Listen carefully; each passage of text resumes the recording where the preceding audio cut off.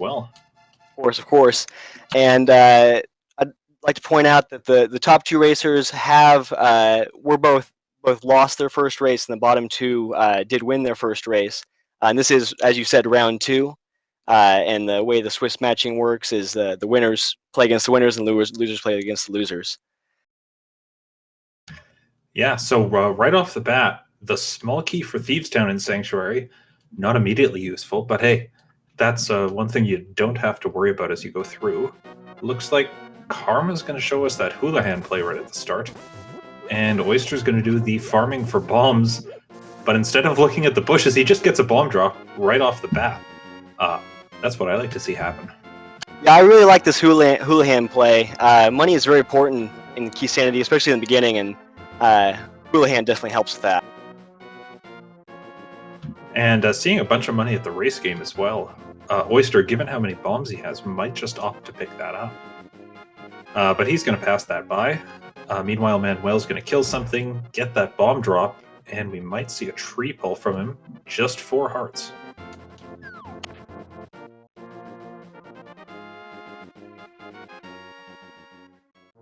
Just 5 bombs for IB Karma in Link's house. And it looked like a boomerang at the Aghanim ledge there, the Lumberjack ledge, so nothing too much to worry about. Oyster missing that chest, but looping around for another big 20.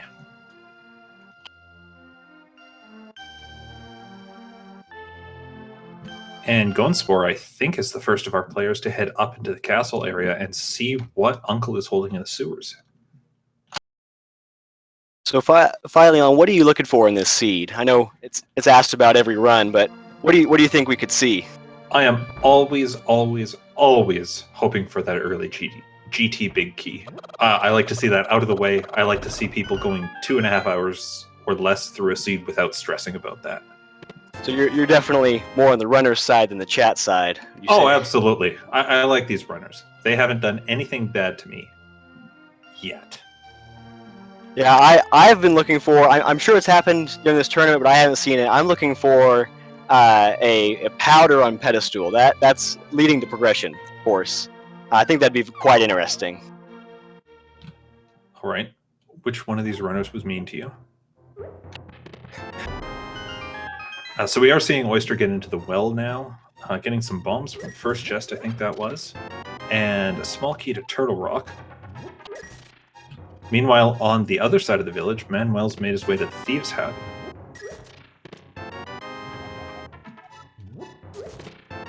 And Oyster just finding that useless map of Ganon's Tower. Ganon's Tower, neither a pendant or a crystal tonight. We do see the blue mail out of the Thieves' Hut from Manuel. Oyster's going to be getting that in just a few seconds. Yeah, that's always really... Oh, sorry? Oh, just to say, that'll make the first steps of this seed a lot easier. Yeah, I'm always, in any Keysanity seed, I'm always so happy to find any kind of support like that, blue mail. It just makes the run so much nicer. That's right. So speaking of Keysanity, if you haven't seen this before, you're tuning into Speed Gaming and going, what is Keysanity? It's Randomizer, but in addition to shuffling around all the items, we've taken the keys, the compasses, the maps out of their dungeons, stuck them in with everything else. So your Turtle Rock big key could be in Eastern Palace. Your Ganon's Tower big key could be up on Spectacle Rock. Who's to say what's going to happen? Leads to a lot more backtracking and a lot more creative routing. We did see Oyster find that early lamp. So that means no one's, or at least Oyster, and so far will not have to be doing any dark rooms. Yeah, I'm a bit sad to see that. I always like to see the runners get pushed through a bit of their paces. Have to tackle something in the dark before they find that lamp.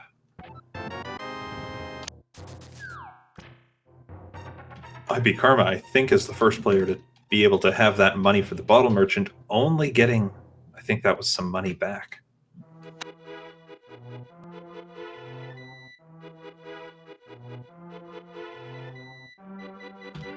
So, 4.5 minutes into the seed, pretty standard routing openings from players, but I'm a bit surprised they're pretty much done with Kakariko, and all we've really seen is the lamp.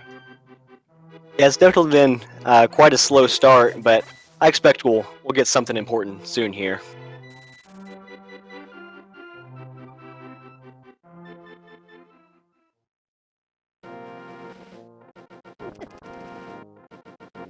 And before we go any further in this race, I want to give a big, huge shout out to our two trackers for tonight, Slim Kirby and Melee Wizard, who are going to be updating that HUD as soon as the players start finding more progression items, making sure that we know exactly what's been captured by each of these runners. Thank you so much for tracking, guys. Yeah, definitely give them a follow. That's a very difficult job, especially on Keysanity, tracking all these keys.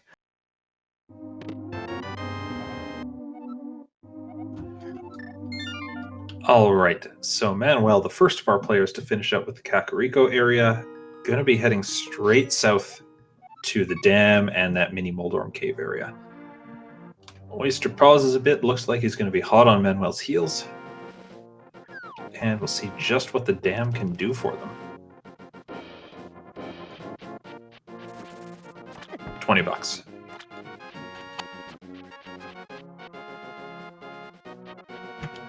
Getting those big 20s out of the way early means less for later, right? Yeah, we'll go with that. And, I look at these runners' rupee counts. Gonzspor and IB Karma have tons of money because they did Houlihan. On the right side, those runners didn't do that, and they're pretty poor right now. So I'm sure every little bit of money is going to be welcome to them. And that's a red boomerang. So at least these runners will get one boomerang today. Yeah, not a progression item, but it's useful.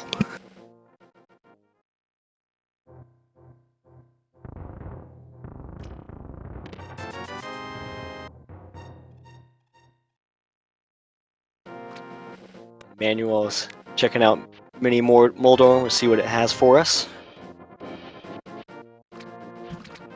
Yeah, tricky place to go into, of course, when you don't have a proper weapon like a sword or a hammer, but he's got 5 more bombs to clean this out. I expect he'll be able to pull this off. Oyster joining him now. And Gonzspor is going to pick up those $50 at the race game, and probably, there it is, there's the save and quit. Manuel down to his last bomb, gets the Moldorm. Very nice. And he can restock on those bombs. There's our first sword. Small key to Ice Palace. Hyrule Castle, less useful, and a Master Sword in the same spot. Well, that's definitely going to be very nice. Blue Mail and Master Sword relatively early. Meanwhile, on the other side of the screen, IB Karma's not going to the South Shore. He's headed straight to Sahasrahla and Eastern Palace. That's great. He can talk to Sahasrahla and find out Thieves' Town is our green pendant tonight. And a bomb upgrade, bombs, and the Cane of Samaria in the back of Sahasrahla's hut. Yeah, that's definitely going to be helpful. We'll have to see how long it takes the other runners to decide to go up there and check that out. Yeah, I mean, it could be a while there. Oh, Oyster getting hit by that crab takes the death. Not where you want to do that. Yeah, those crabs can be unforgiving. I believe they do the most damage of any overworld monster or light world monster. Yeah, 2 hearts for a light world enemy when 4 hearts is your max. That's just nasty. Even with blue mail, they still hurt pretty hard. IB Karma going into Eastern Palace. Be able to check a couple chests here.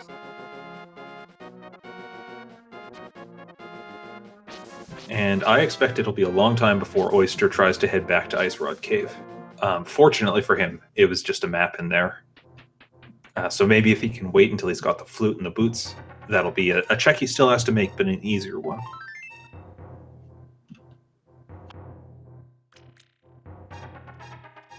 Meanwhile, Manuel showing us the fake flippers. We've got a heart container on the island, and we're going to get a hobo check here.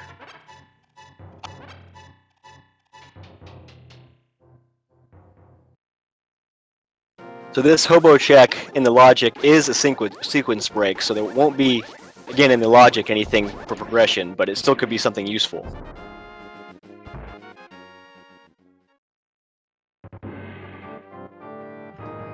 And the there big it key for is. Cannon's Tower. I would call that useful. How about you? For sure, and that's exactly what you wanted, right? Early GT big key. Manuel is doing great things. He's giving me what I wanted before he was even supposed to do that. Thank you so much, Manuel.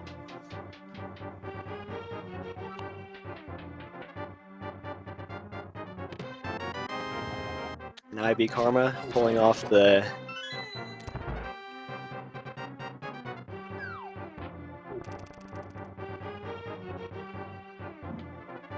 So I don't think IB Karma's come up with anything too useful just yet in Eastern, has he?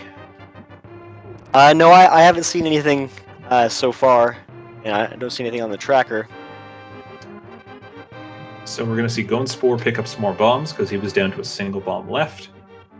Manuel's going to take on the escape area that looks like Oyster's most of the way through already. Not finding any new progression there, just a map so far. A map to Hyrule Castle. Oyster, you're in it.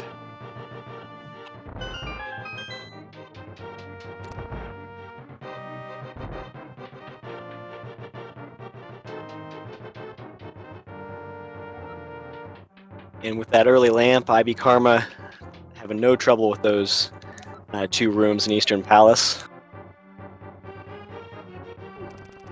So, you know, we're coming up pretty dry on items here. The one nice thing is, with the Master Sword, these runners can actually go up into the castle tower and get that first chest there. They can, for sure. There's a pod key.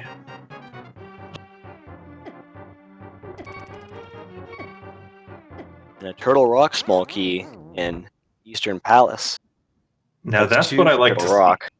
See. And the Cane of Samaria. Do you think Turtle Rock's going to be required? You know, the earlier and earlier in the race you start seeing those items, the more I start thinking, yeah, something good is probably sitting on Laser Bridge. Oyster back out of the castle. Looks like he's remembered, hang on, I can do the basement, or hang on, I can do Aga Tower. He's going to do one of those 2 things. He's going to go for escape.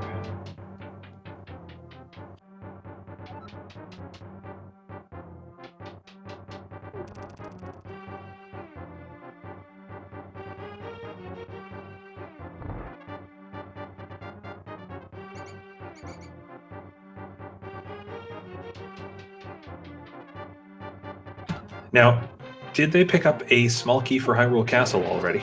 They did, based on what Oyster's holding.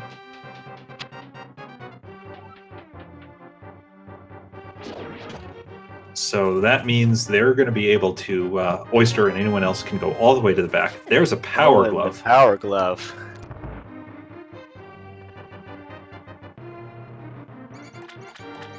So this now opens up all of Death Mountain left side if they want.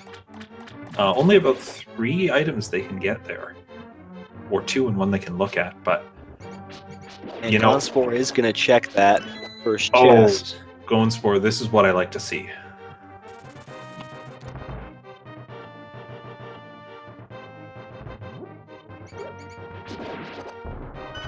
Getting bodied a bit by that one guard. Oh, there's the hook shot for Oyster in the very back of escape. Leaving a bomb on that chest, he doesn't seem too pleased with what he picked up, but I'm looking at that and going, what are you mad about? You've just got East Death Mountain access. Yeah, and power gloves and hook shot both on that route there, so we're definitely going to have to see these other runners go through there before they can have that same progression.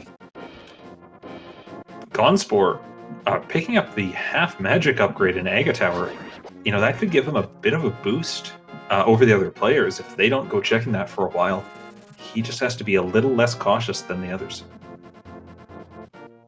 Yeah, especially if we can find some use for that magic sometime soon. That is key. At this point, half magic with a lamp, not so useful. Half magic with fire rod. little better.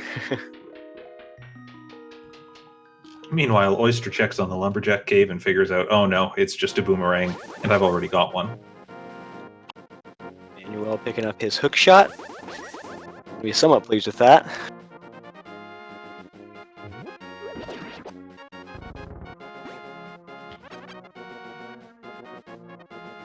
And it looks like we're going to see the same play out of him right away, just going straight up Death Mountain. At this point, especially, or even if you haven't been to the eastern area, you don't sit there, you don't go looking in the hopes you find something. I think the seed's pointing them towards Death Mountain. Yeah, I definitely agree with that hook shot, and I definitely think progression is going to be somewhere over here. IB Karma setting up that fake flipper's probably going to get his GT Big Key early as well from the hobo. And just some love from the old man.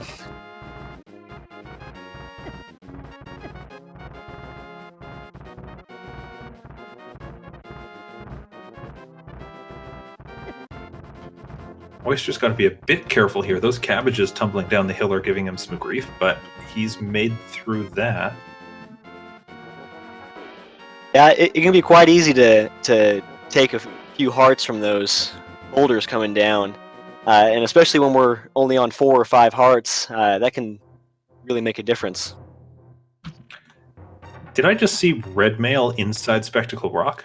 You did. That's going to be very nice.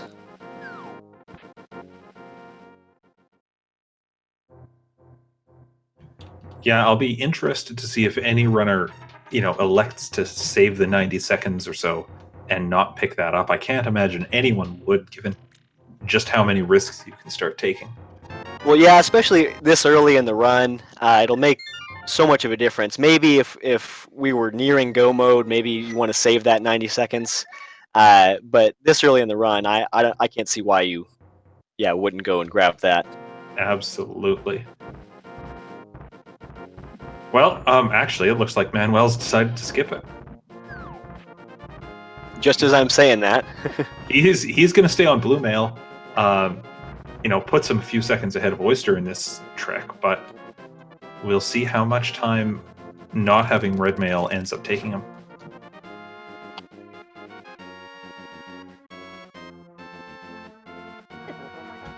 So into Paradox Cave, which we call because it's a paradox if you look at it and how the doorways don't line up. What's Manuel got?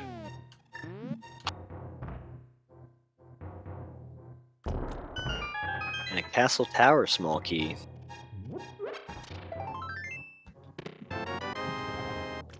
Now that's intriguing.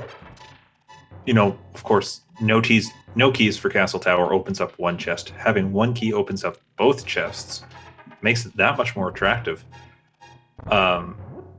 Gonzspor might not have that magic lead for long. Tempered sword. This seed not being nice to our runners item-wise, but as far as swords and mail, quite a bit. Here's the nasty thing. We just saw the second Aga Tower key come out there. When I look at a level 3 sword, the lamp, and 2 Aga Tower keys at this point in the run, I look at how little progression they have overall. I think this is Aga required for Dark World.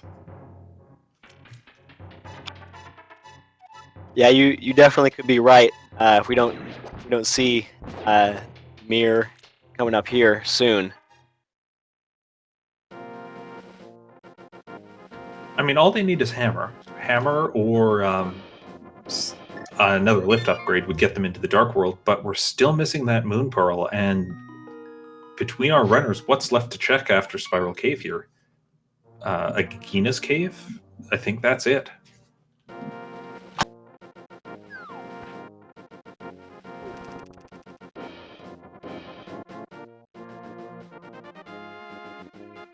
Oyster thinking about where he's going.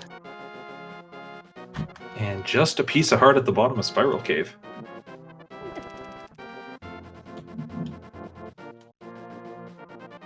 Which it looks like Oyster, decided to skip out on.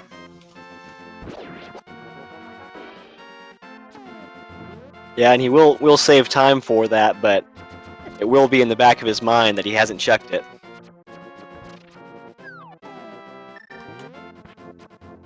So, of course, both runners after that heading over to the most items they have remaining in the eastern area with Hazralud. Gonzspor gonna head into Spectacle Rock. Let's see if he decides, yeah, I want that red mail.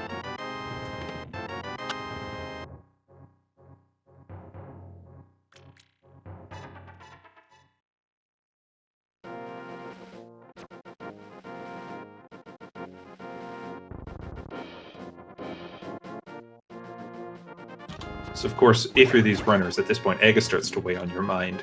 You start looking at your items and you go, yeah, that's kind of the only place I can progress through.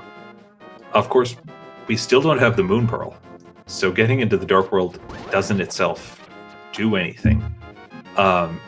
Given that lack of the Moon Pearl, we'll probably see a Zora check and a Gina check in the hopes that they can come up with that Moon Pearl before they have to run all the way up the tower.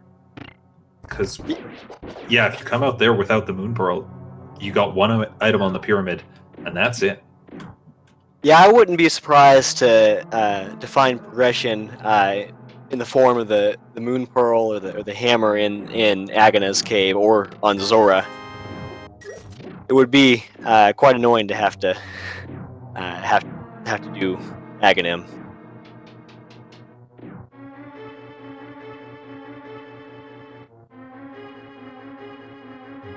And of course, go ahead. And the chat's calling for Pyramid Pearl. Well, Pyramid Peril as well. It would be a perilous situation, yeah. And of course, if you really, really don't like these runners and you want to see them suffer, we can put the mirror on the pyramid and then force them to go somewhere else to follow up on that tower and find their Moon Pearls somewhere else in the world. Yeah, we'll have to see what the seed gives us. It looks like IB Karma is finally making that play on Death Mountain. Bit behind on that front, but of course when he's already cleared out the eastern area, that equalizes things. And Gonzspor's halfway through there.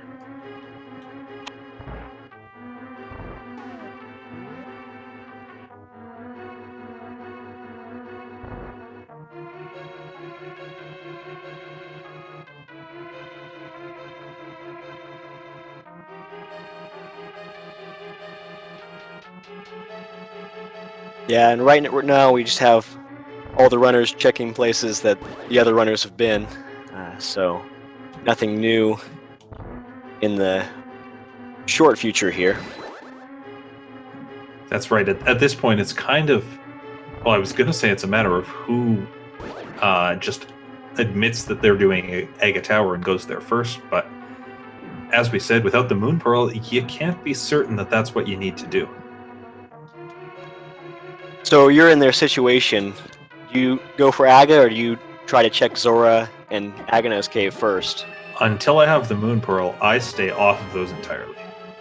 If I get the Moon Pearl from one of those spots, maybe I rush the tower, just assuming I'll have to do it, and I route in the rest of it later. But, you know, I assume at this point that I need the Moon Pearl so I can use those pod keys I've been collecting. We have 2 of them. I assume I need that Moon Pearl to get into pod to find something I can use. Yeah, that definitely sounds like the best strategy, but you know, this randomizer is all about taking risks and taking gambles, so we'll have to see what kind of risks that our runners here will take. Well, let's look over at both Oyster and Manuel. They're going up to the castle. It doesn't look like they're bothering with the Zora or the Agina check. And you know, what we were saying earlier, if Pearl's on the pyramid, if Mirror's on the pyramid, you know, those are actual progression options that they have. Mirror can take them into the Tower of Hera.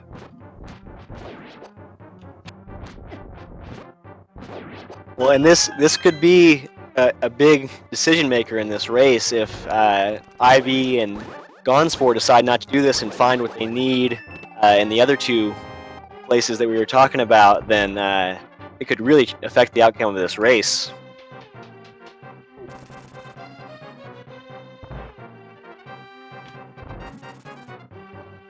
Yeah, I mean, the good news is that as long as everyone has to do Hera, Manuel and Oyster are going to be fine.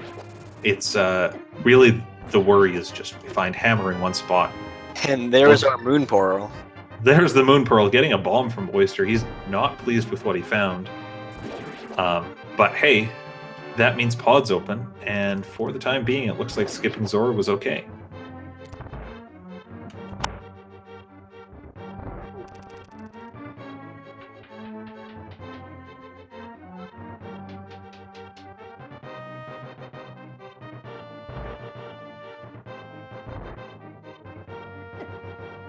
Of course, the kicker for all this is in Keysanity, you end up clearing so much of the game anyways. You know, it's not uncommon to see runners finish with 170, 180 items collected.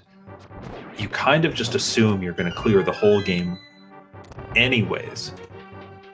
And so it's a matter of how many things can you route into a check of Agina's Cave? How much else can you do when you go up to Zora? Yeah, the routing element of this especially in all of the randomizer races is what makes this so special. I mean, compared to a normal speed run, you're just doing the same thing every time, but this you're really thinking and you have to be on your feet the whole time. Yeah, although, you know, every so often you get this nice seed where 25 minutes in you've got Red Mail, you've got Tempered Sword, and you just go, hey, at least the execution part I don't have to worry about dying on too much.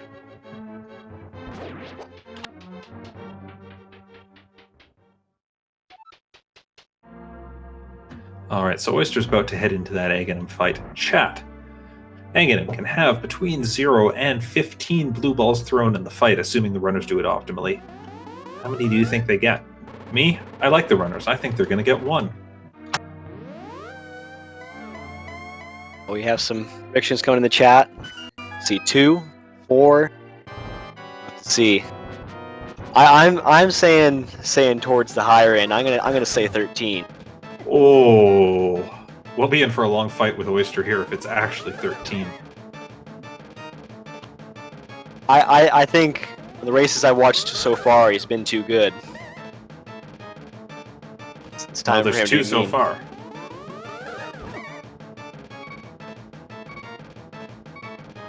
Oyster are actually in a bit of trouble here, down to 1 heart.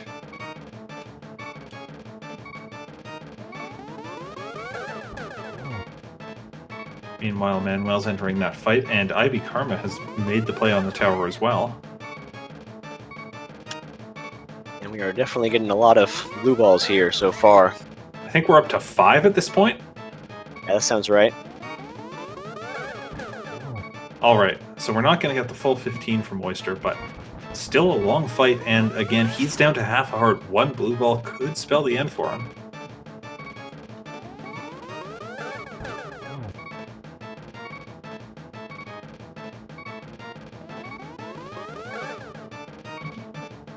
Ooh, dodging out of the way of that 1 bolt.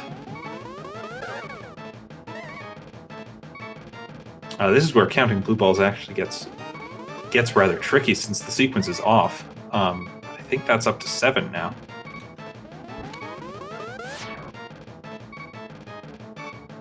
And it looks like while this fight's going on, Gonzspor is going to go up and check Aghanos Cave. We'll see if the runners missed anything there.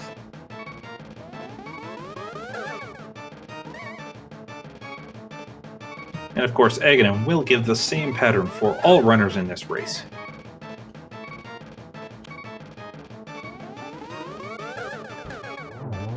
So I believe that was 7 blue balls required for the fight, 9 for Oyster in total.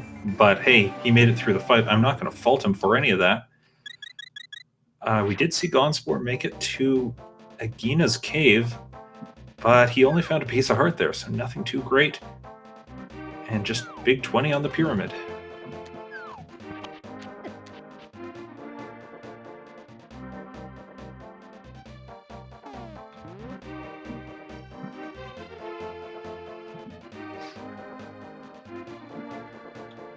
Oyster electing not to go into the Palace of Darkness, but instead, he's just going to wait till he has some more keys, I think.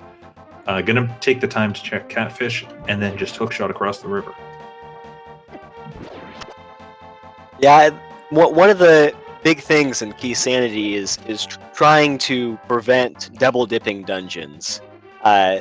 Double dipping dungeons is, I mean, it's obviously takes a lot more time, and the less times you have to do, the less dungeons you have to go in twice. Faster your seed, your time will be for sure. Absolutely. On the other hand, of course, you know, you have 2 keys, you can get to a number of chests, and if Manuel gets something useful out of pod, he'll get a major boost in this race. This is just such a gamble because it's so far to go. And I want to point out, Gonzspor went to the fastest location to make money. He's making the Zora play because he was farming rupees over by the desert. Yeah, and we're going to get to see if Aghanim really was required here.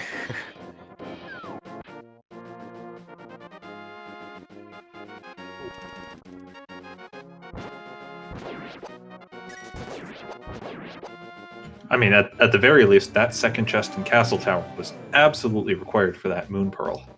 Yes, yes. And I think Gonzspor was probably just trying to find that pearl before he heads into the tower. Little does he know, that's exactly where he needs to be.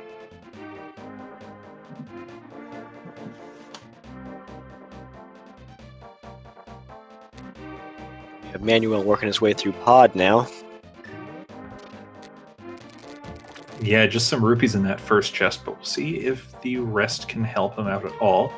He does have 2 keys to spend, so with 1 remaining, he's got a couple options where to spend it, but anything behind that second key isn't technically in the logic right now. You find the flute. That was in the logic, and that's going to be huge for him. So does that makes me think Meyer. I don't know about you, but Well, of course, you can't get to Meyer until you have that second lift upgrade, so could be a while before we see that. But just in general, Manuel's routing in the overworld is going to be so much faster for the time being. And there's a 3rd pod key that he just picked up in pod. yeah. For those of you who don't know, if it doesn't say where the key is from, then it's a vanilla key for that dungeon.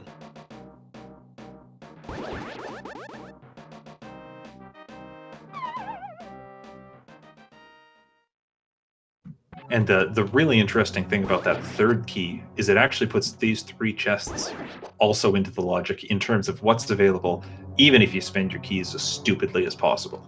So something here could still be leading him further in, like the hammer! Here we go.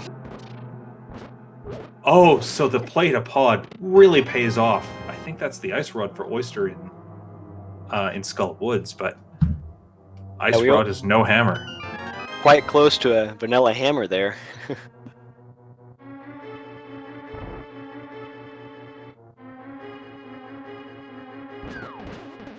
Just what a find for Manuel to come away from there with the flute and the hammer. Now he can enter the Dark World anywhere he wants, as fast as he wants to.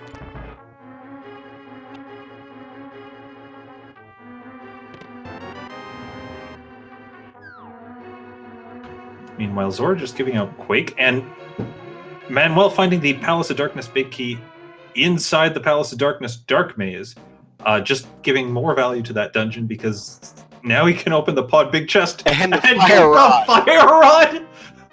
What a dungeon! Who in chat went to pod and stuck all the good items there? Because that was hilarious, and I'm glad you did it. And the butter sword. Oh my gosh! Is there anything that can make this pod play any better? Well, Oyster just picked up the mitts and skull.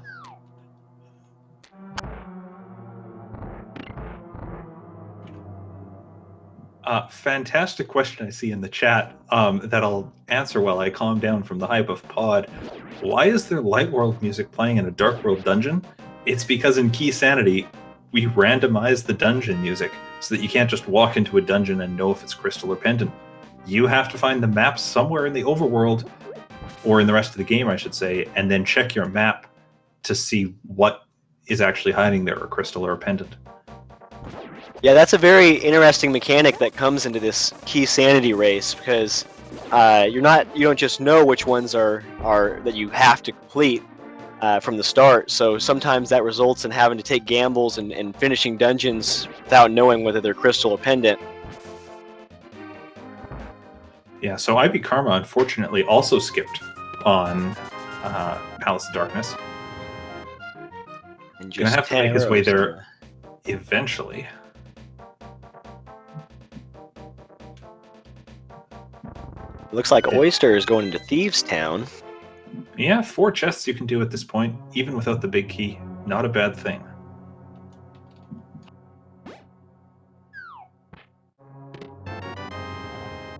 Another pod, small key. That could be good news for these runners. If they get that many keys, it could just be a good sign pointing them to go, hey, go to Palace of Darkness. And silver arrows. Very nice.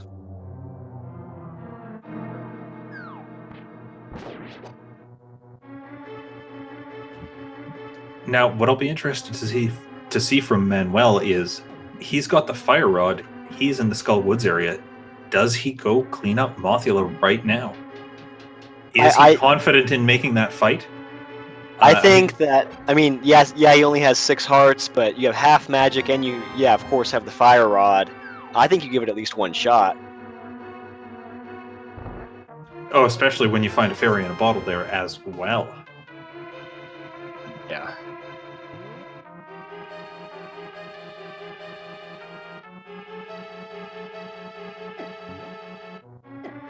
And IB Karma picking up their Titan's Mitts.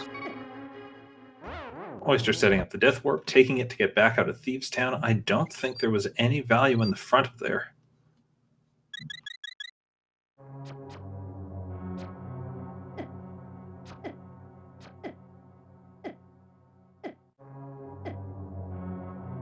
But of course he got revived by a fairy, so he has to go through this thing all over again. And there we are, as Gonzspor's made his way up the tower and does the Ega fight.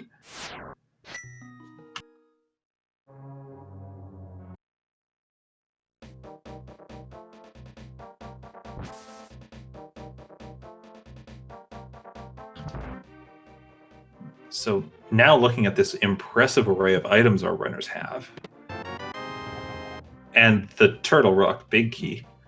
Yeah, we definitely have a lot of signs pointing towards Turtle Rock now. So of course, with only 3 keys, you can complete Turtle Rock all the way to Trinex. The logic expects that you're going to have 4, but you can of course steal a key from the Pokey and get through to the end. So Manuel's sitting, or is soon going to be sitting 1 key away from full clearing Turtle Rock. Or rather, cleaning it out and getting the prize. That's a very early play, but with, I think, 12 chests total, I'm always tempted to go there as soon as possible. Yeah, and we're getting for a little bit there, we had a very interesting sync-up between IB Karma and Oyster.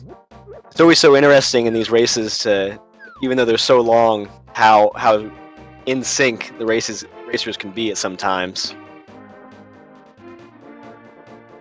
Sync up for a bit, spread out, sync up, spread out. Just a compass at the digging game.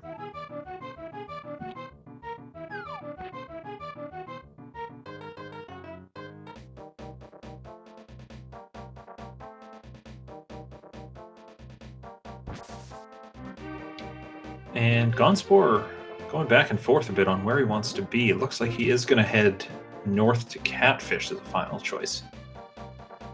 Or at least north and across the river. Yeah, and Manuel using up that fairy.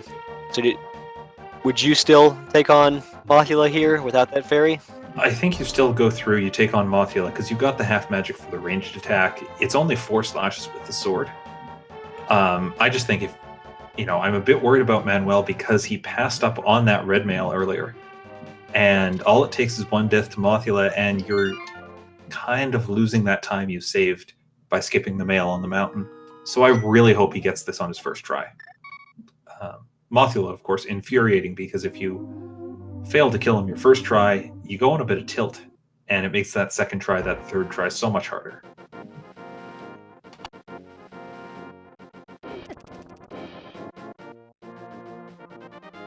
And Mothula, not an easy boss, even with the proper equipment. Meanwhile, Oyster has picked up the dwarf, is going to carry him back home. I don't think we saw a South Dark World check from him.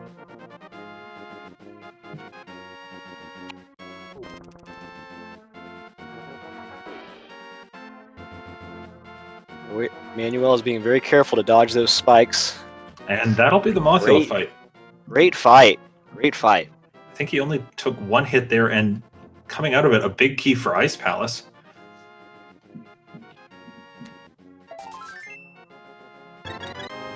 Actually, you know, with one key already, one small key, and the hammer, and flippers and fire rod, you know, this puts the Ice Rod or the Ice Palace in logic for Manuel. He can go and clear that out entirely if he wants to. We are seeing does he have flippers? Heck of a seed. I'm sorry, we haven't seen the flippers yet. I just saw so much fake flippering, I assumed everyone had them. Yeah, when all the runners have gotten so good at that, it can throw you off.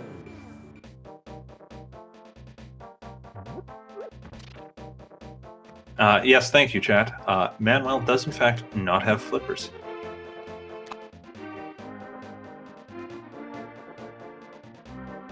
So we could definitely be looking for flippers as our next progression item to get into Ice Palace. Yeah, meanwhile, IB Karma doing a South Dark World check hasn't come across anything yet. Oyster picking up that purple chest. And IB Karma is going to go into the bomb shop and tell us where crystals 5 and 6 are today. Looks like Palace of Darkness and Skull Woods. So Manuel's picked up one already, which our trackers are on top of. Thanks, trackers.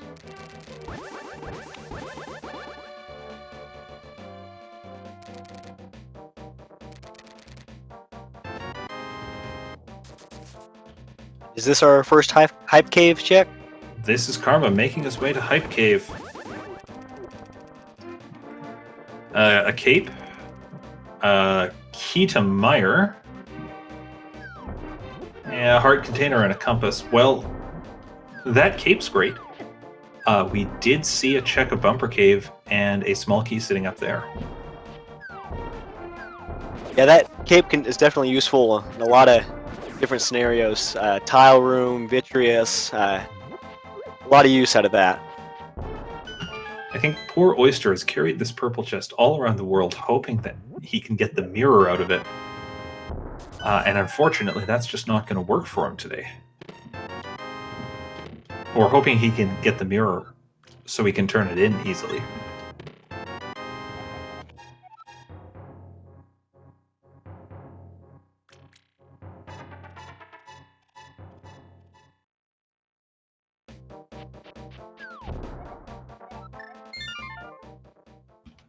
Meanwhile, IB Karma's going to return that dwarf. Manuel's hammering down the pegs, but isn't even interested in that map.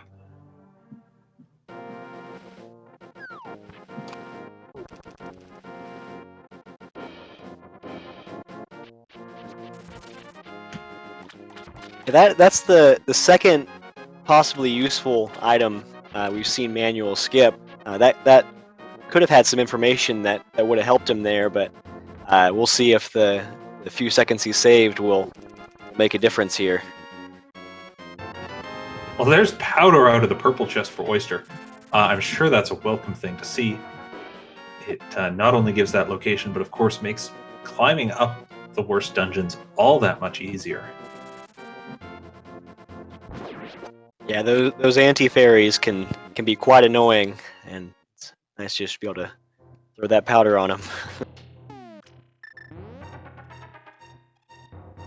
Oyster's going to check Agina's cave while it's in the area, but of course what we've seen from, I think it was Gonzspor earlier, says that's not any use today.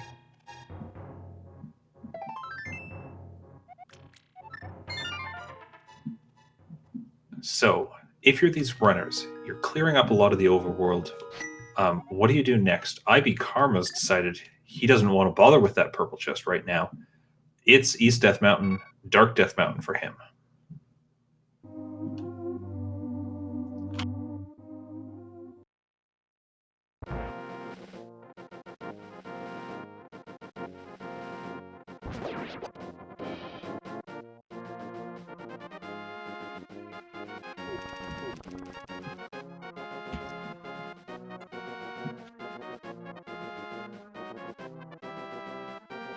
Now, interestingly, if they don't go into the Dark World, anyone who goes all the way to East Death Mountain can loop back and enter Tower of Hera. Problem is, we don't have any keys for that yet, so that's only, I think, 2 chests available at this time. Yeah, but we definitely could still have progression in those 2 chests. Definitely not out of the logic. Yeah, that lack of mirror makes trying to route up East Death Mountain and Dark Death Mountain and Hera just a nightmare. How fast do you want to go? How much are you willing to skip? How many trips are you going to accept out of yourself before you just ignore that area for a while?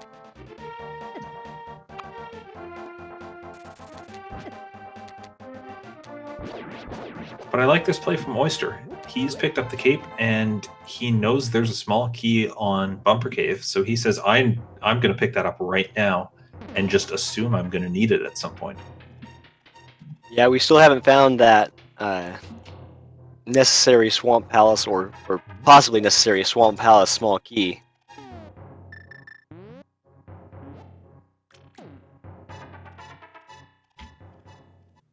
And Sick Kid of all people, was holding a mirror. Oh, and just a GT small key on Bumper Cave, which they are not going to need.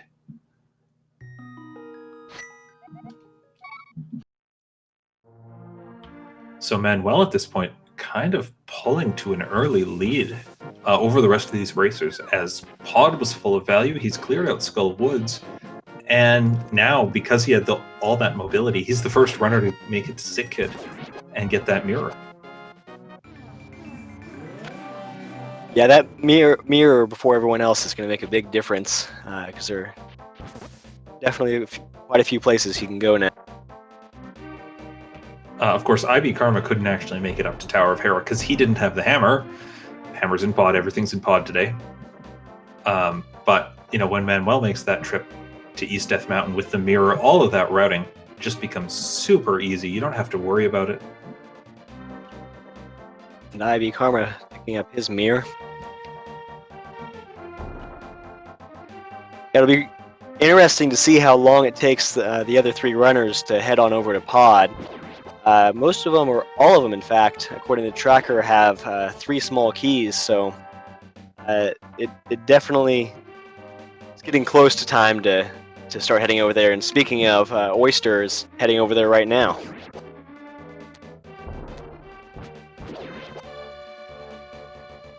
Yeah, I mean, in some ways, I don't blame these runners for putting pod off after you come up with the Titan's Mitt out of Skull Woods. You kind of want to capitalize on that as best you can and hope for more small keys.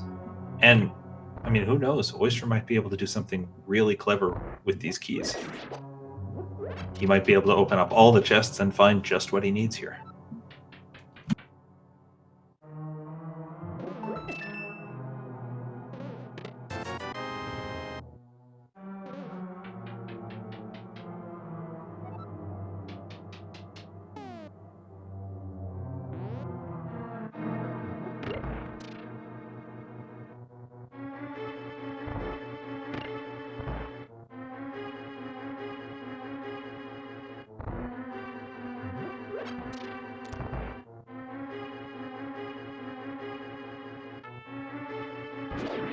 So IB Karma also picking up that Ganon's Tower small key, that key that is so tempting, but just doesn't do anything for you at this point. Well, Oyster finally gets that flute.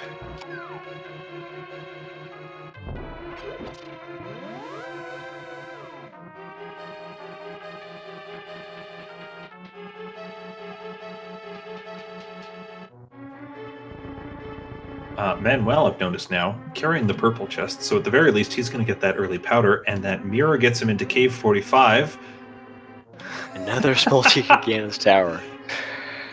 Thank you, game.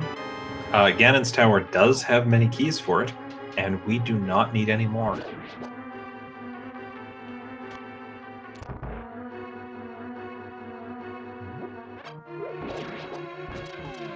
Oh, Oyster looks like he's setting up the hammer yump here. A very difficult move. I personally can never get it. Very tricky jump to set up. He doesn't quite get it. I'm always a bit wary of doing it before I've cleared out those 3 chests at the back. Just because, if you go into the maze, now you have to death warp just to get back out of there, only to come into the back of the dungeon again.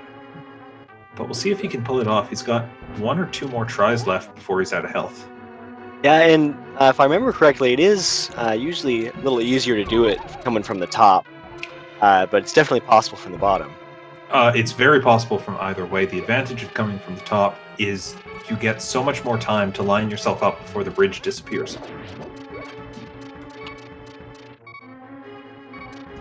And Manuel using that powder at the magic bat to just get another piece of heart. At least Gonzspor's picked up his magic mirror here.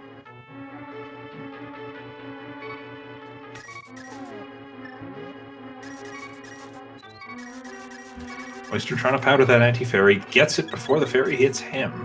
At least he'll pick up the hammer here.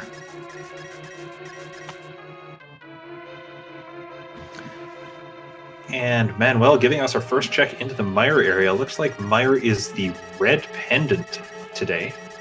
But still, with 8 chests, it's great if they can get in the front door. But no medallions picked up so far in today's race. And actually, Zora did have Quake. Oh, that's right.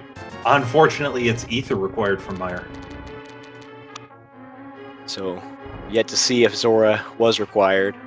And the bug net for Manuel. And the... Oh, and there's Ether. And Ether?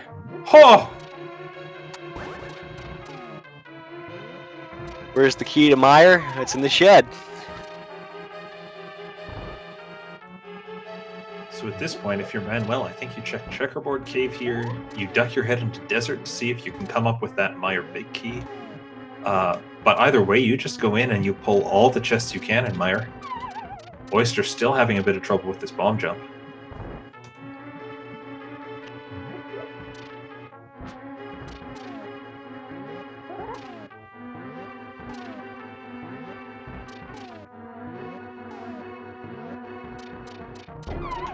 Unfortunately, that earlier bomb that Oyster put down knocks him off the platform. You can kind of only get away with having 1 bomb in play, and it needs to be a lot higher than where Oyster has it right now.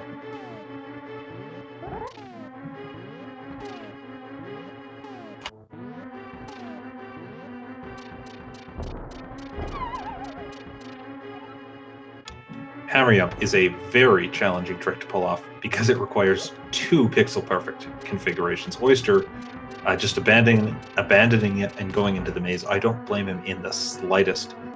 And besides, what he finds in here is going to be well worth it.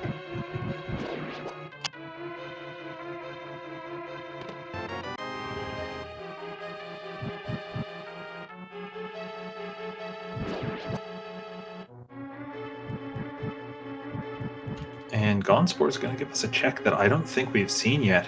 He is the first one to Graveyard Ledge.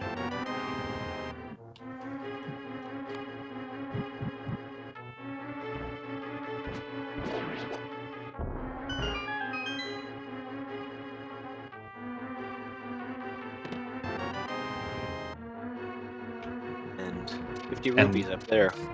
50 rupees up there, that's too bad. Fortunately for Oyster, that's Buttersword. He's cleared out all of Pod he can for the moment. And IB finally making his way into Pod, gonna find all those goodies.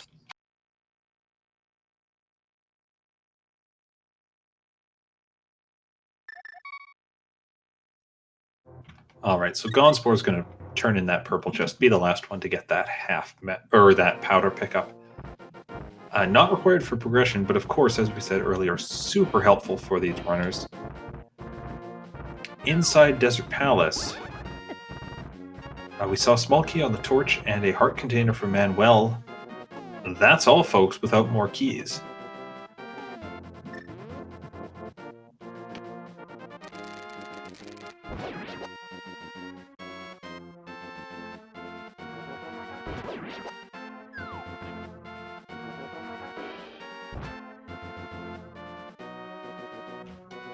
And it looks like Manuel's not going to go into Misery Mire, but instead is headed back to Pod.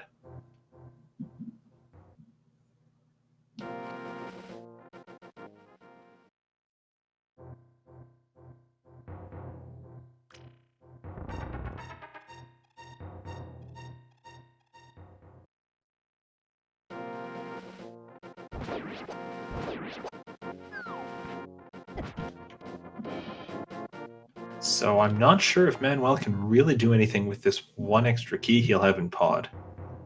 This might be a bit of a time sink for him.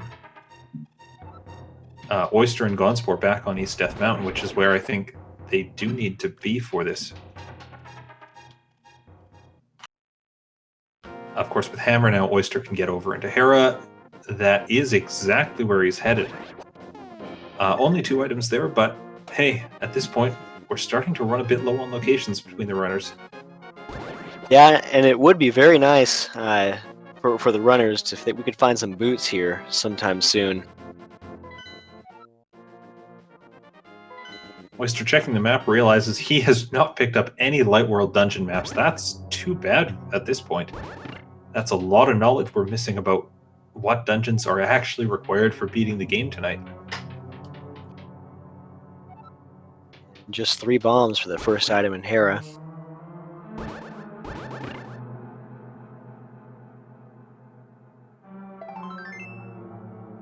Hera's second item, just a piece of heart. And, oh, Manuel going to the back half of Palace of Darkness. Deciding on whether or not he wants to go through. No, he doesn't want to take on Helmasaur just yet.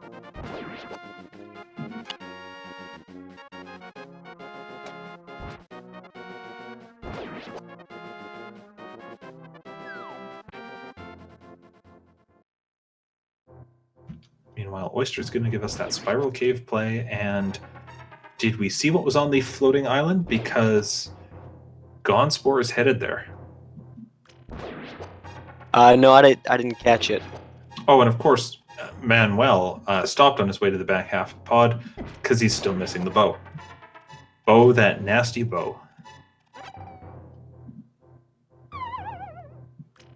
And a Pod small key.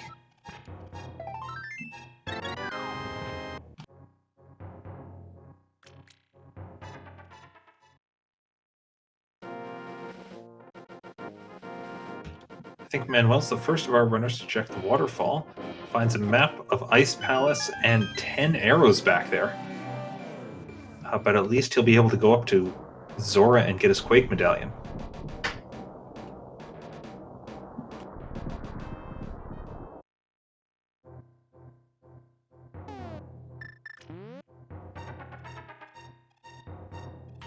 Meanwhile, IP Karma, out of keys, finds that floor disappearing from him. He has to go down these stairs and back up to make the floor reset so he can pull off the hammer jump.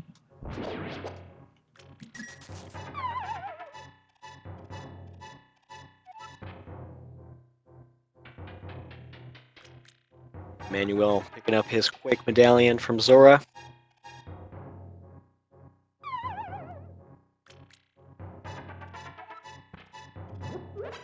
We'll have to see if that's worth the 500 rupees he had to pay. Yeah, I mean, at this point, Quake is only useful if it's required for Turtle Rock, which we might see Oyster check on in just a second here. Ivy Karma giving up on that hammer jump, exiting out of that dungeon. We'll see where he decides to go next. Looks like he's deciding on a save and quit or not. As Oyster makes his way through Hookshot Cave, we've seen this before. It's just got a key to Skull Woods, which is no one's favorite key.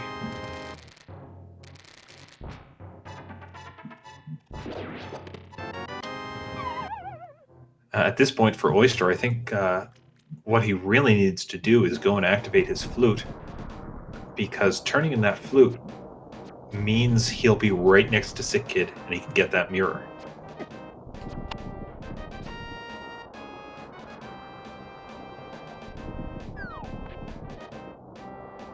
But first, Spike Cave.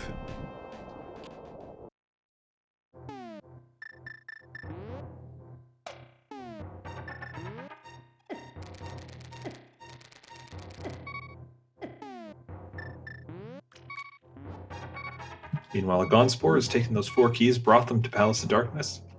We'll see just how much of the dungeon he clears, but certainly he's going to get Flute here. And we have IB Karma playing the Swag Duck National Anthem and activating his flute.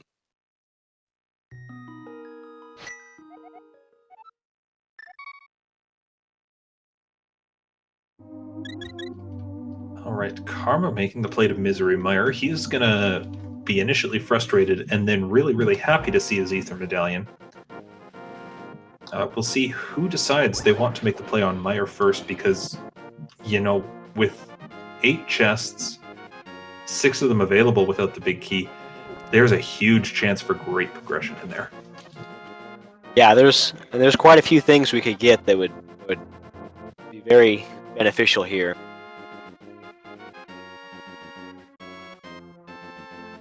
And IB Karma with those slashes to show the chest just what he thinks of baiting him into worrying about the medallion requirement.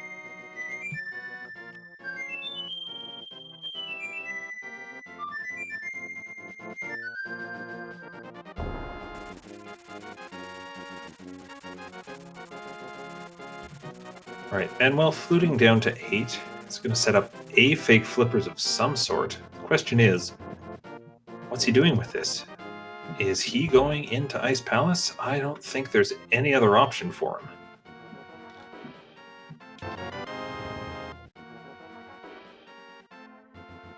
Yeah, and without actually having the flippers, the Ice Palace won't be in the logic yet, but we definitely find something good here.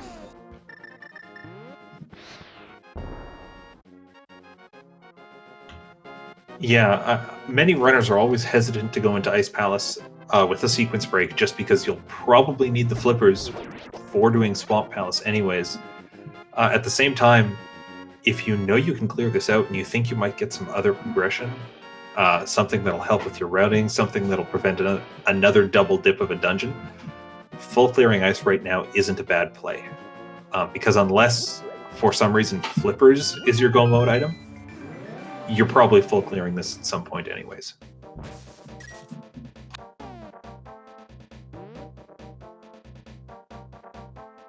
Gonzspor picking up his Fire Rod. And it looks like IB Karma is going to go into Mire. Yeah, this is, I think, something I've been waiting for a runner to do for quite a while, just since it's been open. I'm really excited to see if we can get something out of it. But Oyster is making that play over to Skull Woods, and you know, now that you picked up Fire Rod, going there quickly is just as good as a play.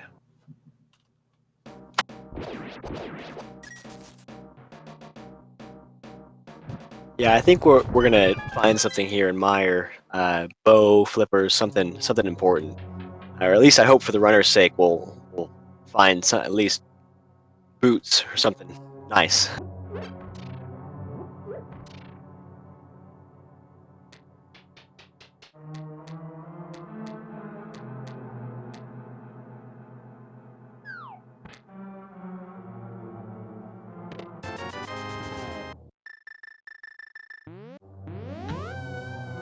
So, since we're just past the 1 hour mark, I will give a reminder in case anyone's wondering what Keysanity is. It's where we pick up all the dungeons, or all the items in all the dungeons of Link to the Past, including keys, maps, compasses. We shuffle them around the entire game, so you have no idea where your keys are. For instance, your Skullwoods big key might be in Misery Mire, as IB Karma just found. And then we let the runners just have at this seed and get lost, and torment them, running them through this. They're just over an hour in. This is 2 separate races. Gonzspor versus Manuel on the top. Both those players at 0-1 in this tournament. And IB Karma and OysterSA, both with 1 win so far, hoping to get their second tonight.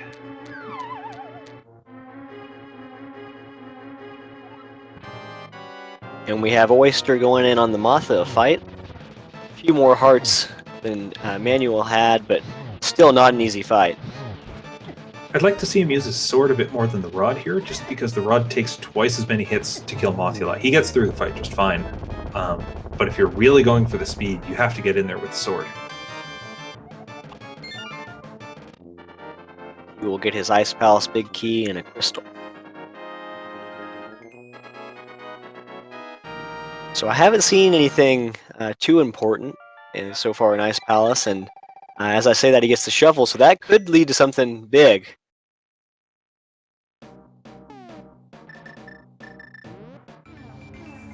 Fetch quests are always what we love to find here. Those are just great.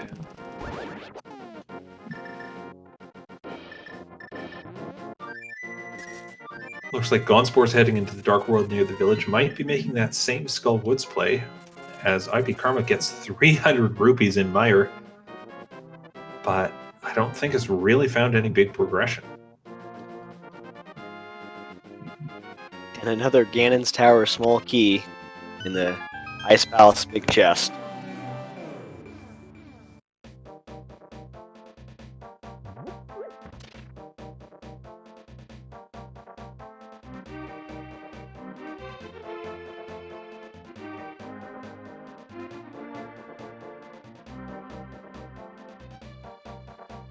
IB Karma making his way to the big chest, but without the big key, of course, he can't open that. So it'll just be one last chest in Mire here. Oh no, he's got 2 more.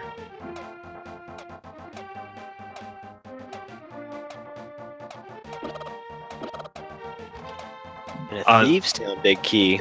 Well, that certainly opens up some more plays, or one more play. I say that's great. It gives you 4 more locations, 5 if you turn in the green pendant to Sazrala, but it's only a pendant dungeon.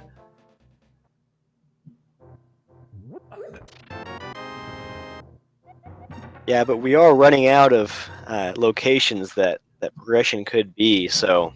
Yeah, and I think if you're IB Karma in this case, you double down on that. You say, I had to, go find that with a lot of work. I better keep following this chain. As we get a nice little hop off the ledge from him. He can get a heart container, but he's going to have to head somewhere else.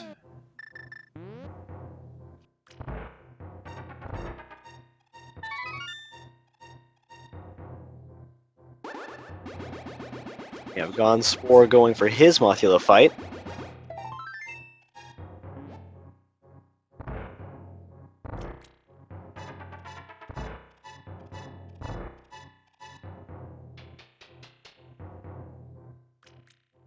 And there we go. Meanwhile, Manuel's made it all the way down to Cold Stare.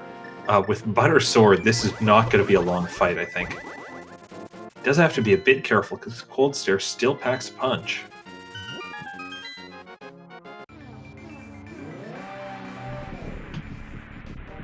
But that'll do it.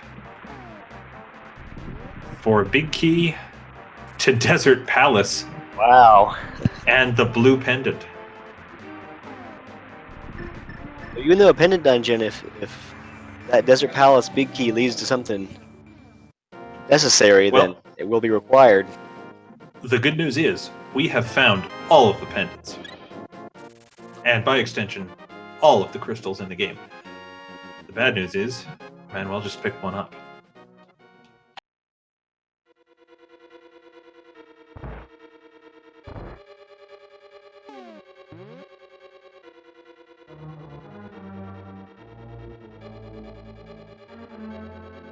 And it looks like Manuel is now going to make the play on Mire.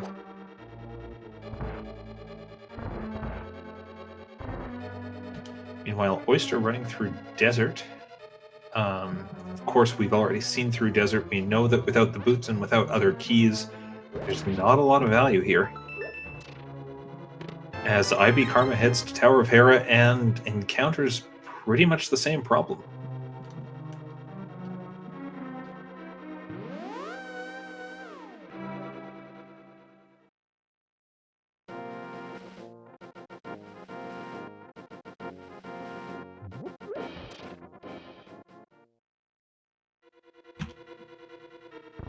But Manuel, with that Desert Palace key, can go and clear out Land Molas, which we now know, of course, is required. And that was what dropped from Cold Stare, right? Yes, so that would make Ice Palace required, right? That's right. Ice Palace, not required for the prize, but certainly required for the boss drop. Technically, they're also needing, I think, one more key to get to the end of the dungeon, according to the logic. But since we've already sequence broken with the flippers to get there, we're not too worried about that key.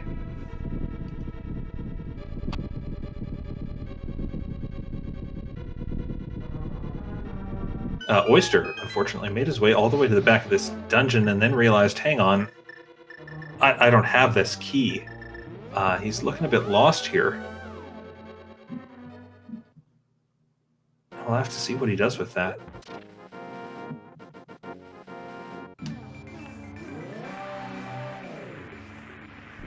It has been quite a while since we've gotten a significant progression item, so I feel like we should be getting something significant soon here.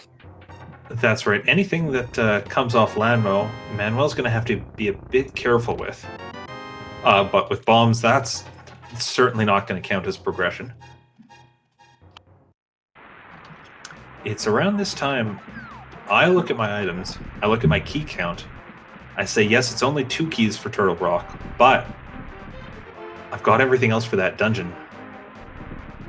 I can't really do many other dungeons. Maybe that's where I have to go.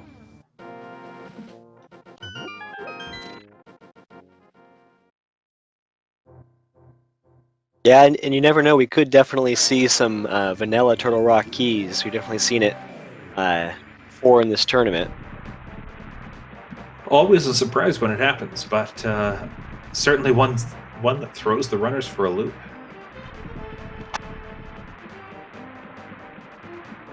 But Manuel's going to head into Meyer first, which is, I think, the safer play, even though we know it won't really give him anything.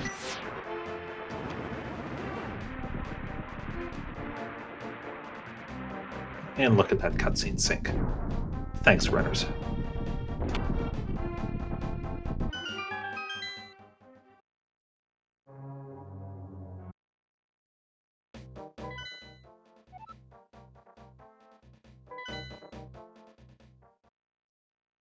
Oyster seeing that Turtle Rock is indeed a crystal.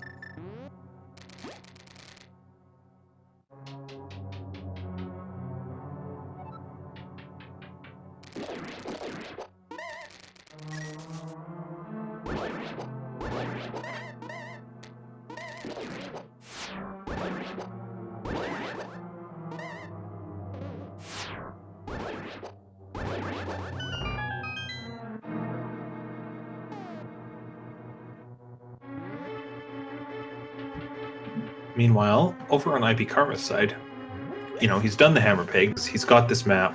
He's got the map for Turtle Rock, which he'll find out is a crystal. More importantly, he's got that Thieves' Town key, and he's standing in the Dark World right near that. Oh, it looks like it's going to trade in his powder first, but I'm hoping we see a back half of Thieves' Town, even if it's a pendant. At this point, I'm looking at the map. I'm going either Thieves or Turtle Rock. Pick one. That's where your progression is. Well, yeah, and as opposed to Manuel's play on Ice Palace, the back half of Thieves' Town would be in the logic, so that definitely gives it a good chance of having something they need right now to continue. Meanwhile, Manuel, up in the fish-shaped room of Misery Mire, not a place we see many runners go. certainly avoidable in all scenarios if you can use your keys well. So, Misery Mire can be pretty miserable. It contains all these rooms you never have to go to. Worth checking a map of just to be sure what the best way through it is.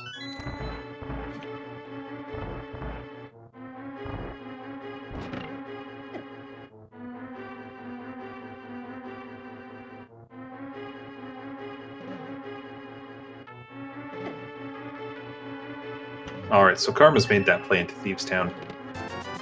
Kind of the only new progression we're seeing from these runners right now, the only new explored ground. But Gonzspor's picked up that Thieves Town key, Manuel's got it, and Oyster's going to be on it very shortly. Or already has it.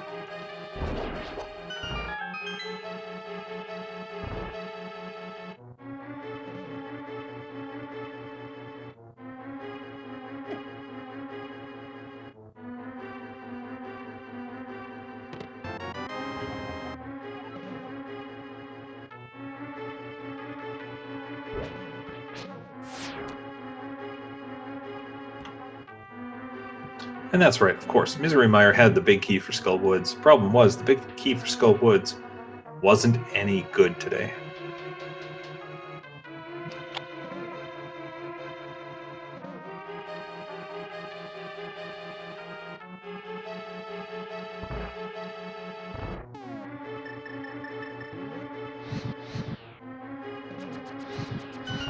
And we were about to see our first chest in the back of Thieves Town here.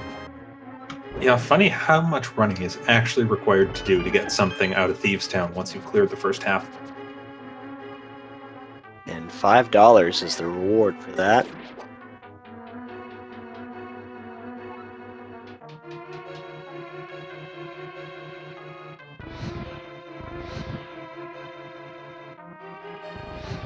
So at this point, I wouldn't be surprised to see something like Flippers come out of Thieves Town so that we can get into Swamp Palace.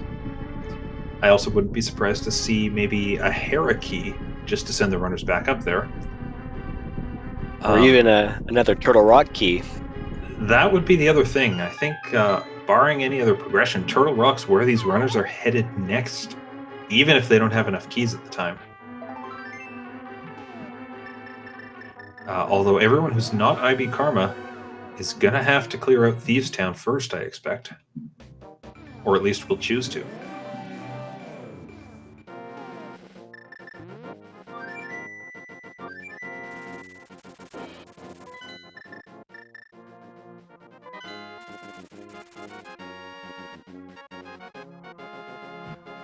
So on the one hand, Manuel's play into Ice Palace was a sequence break. And, one that could be a bit risky in some cases because he ended up full clearing the dungeon. On the other hand, he found the Desert Big Key in there. And if that Desert Big Key ends up being a go mode item for other runners, Manuel could find himself ahead, as that's not his go mode item. Something else could end up being that. Yes, that's very true. And we got IB Karma coming close to the blind fight here. Now, the blind fight is something that, as a casual player, when you're growing up, a very, very difficult fight.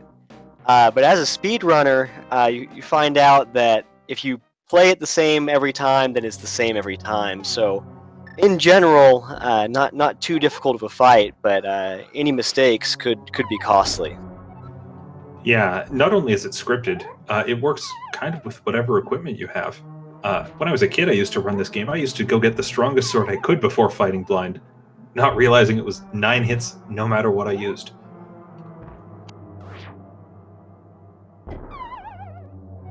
Oyster having some trouble with that bomb jump in Skull Woods. And the bow from blind. Oh! So the Thieves Town play was what we needed to do here. Was it ever? And, yeah, now, for anyone that's up for it, and still has keys remaining, Pod is clearable. We'll see where IB chooses to go now. I think IB is out of keys in Palace of Darkness, so he probably can't pull that off. Looks like he's going to make that play into Ice Palace with the bow.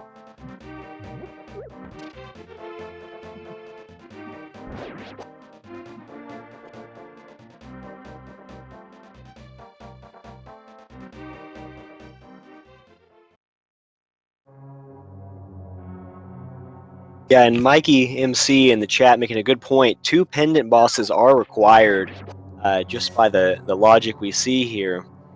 So wonder, there aren't that many things left that could be on the pedestal, but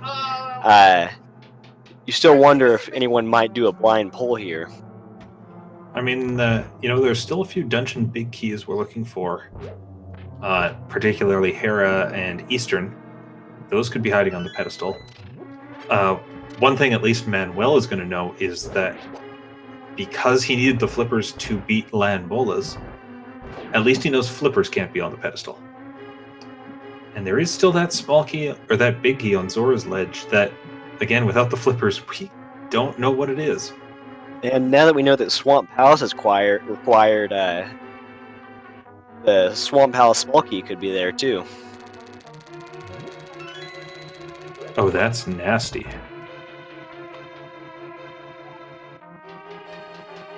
IB Karma picking up his Quake from Zora.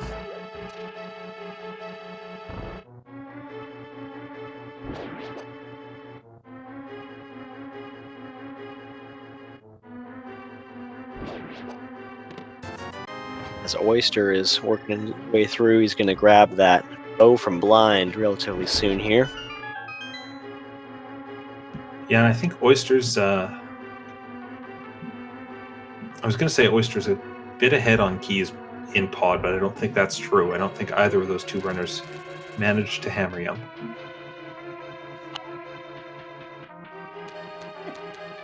Manuel gonna go get that bait of a Ganon's key tower, or Ganon's tower key, as Gonzspor picks up the other Ganon's tower key from inside Skull Woods.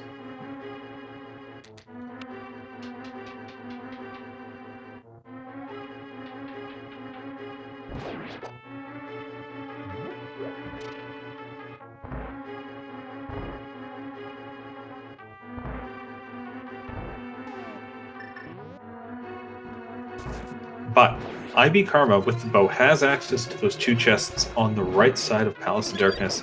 Those do not require keys. At this point, that's looking like a pretty attractive play. We might, be seeing a seed here where a triple dip of pod was required for the logic. Once to get the flute, once to get the right side of pod, and then a final time to beat Helmasaur.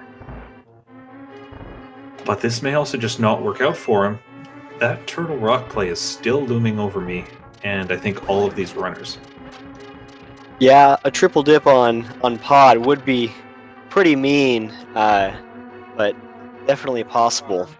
But yeah, as you said, there are multiple chests they could be getting in Turtle Rock. It's a long way up there, so it's understandable why they're not going, but we'll have to see.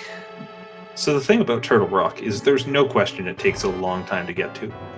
The advantage is when you're going through it, it's fairly quick to retrace your steps through that dungeon. A lot of the slowness of T-Rock comes from, having to go out of your way to make all these side detours. And, ooh, there's the mushroom in pod.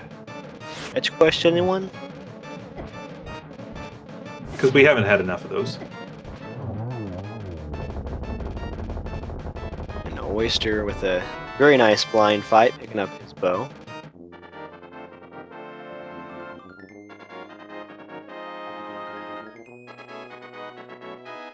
And Manuel and Gonzspor both also in Thieves' Town. We've seen a lot of instances in this hour and a half so far where 3 runners have been in the same dungeon at once.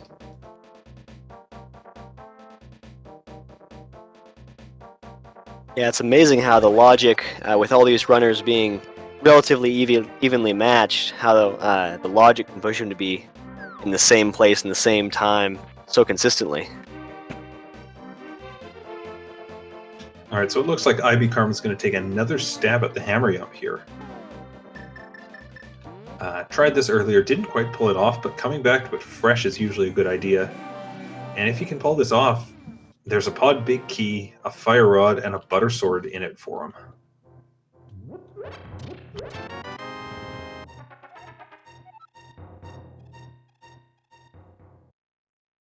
And Oyster finding one of those trolley in his tower small keys.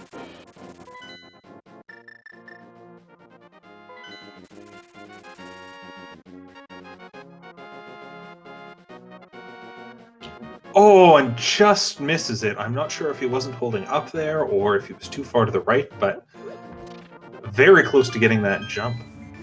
Unfortunately, he's just going to mirror out of there. Yeah, and with that hammering up and speedrunning tricks in general, sometimes, no matter how good you are at them, you can have trouble getting it some days. Fortunately, we are going to see a mushroom check from him.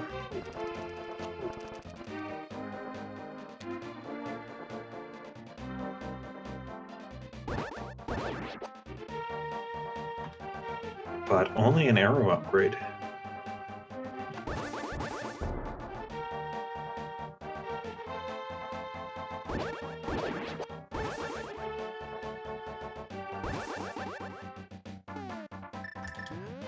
So Bluecoats, I'm not sure if you can recall, and if you can't, maybe someone in chat can remind us. Was Manuel able to pull off the hammer jump earlier? I don't remember him doing it. No, I don't know. Let's just see what chat says. He may have. Yeah, he didn't do it. Slim Kirby, reliable tracker that he is, tracked not only the items, but in fact who completed hammer jump, says he didn't do it. So that means Manuel could go back and beat Helmsor, but he'd be missing a key for another door potentially. I'm really thinking T-Rock's got to be the play for these runners. IB Karma's selecting the mountain cave as his spawn point. It might be time for that. Yeah, and it's been looming there for a long time. We've had what we need for it for quite a while here, or at least what we need to item-wise. So no doubt that it's on their mind. Oyster making his way back to the Ice Rod Cave, which you might remember he got hit by a crab on his way to long ago. Fortunately, he makes it through this time and finds out to his relief that there was only a map. He wasn't missing anything worse.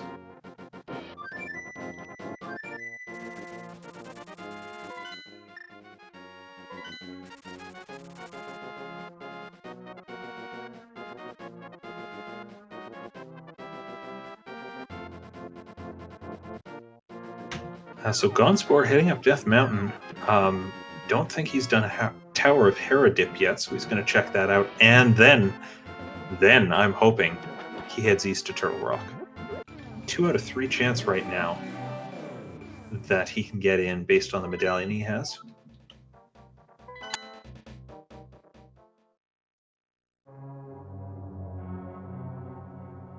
Yeah, that'd be quite interesting to see Turtle Rock be Bombos. Meanwhile, Oyster is going to say, you know what? I don't need the logic. I don't need the flippers. I'm going to go clear out ice while I still can.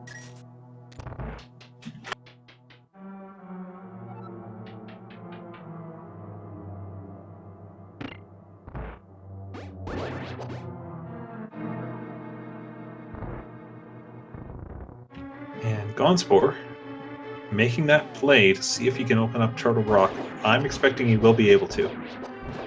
Yeah, most likely he will, and what a ride it'll be if he can't. IB Karma getting that 5th pod key, and there's the Ether medallion needed. So Ether required for both Misery Mire and Turtle Rock tonight.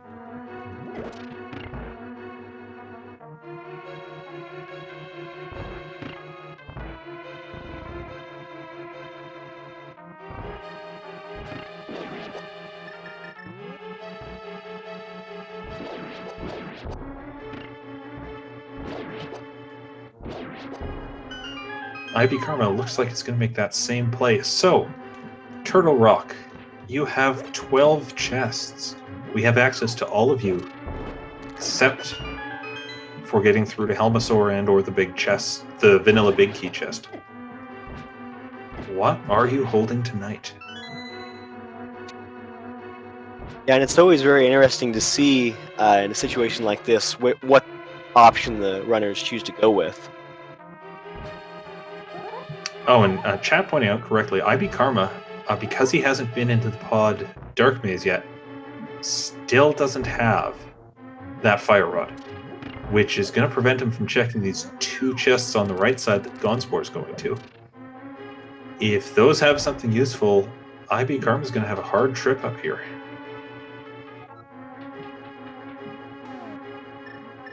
Meanwhile, Manuel going straight to Helmasaur. Ooh, and the Swamp Palace small key. Oh, that's big for Gonzspor. That's going to hurt IB Karma.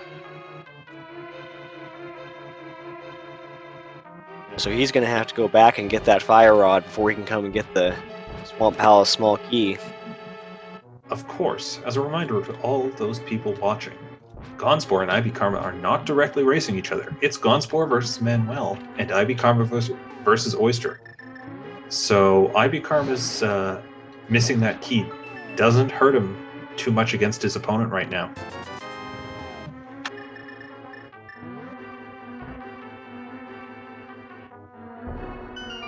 And Manuel taking on Helmasaur.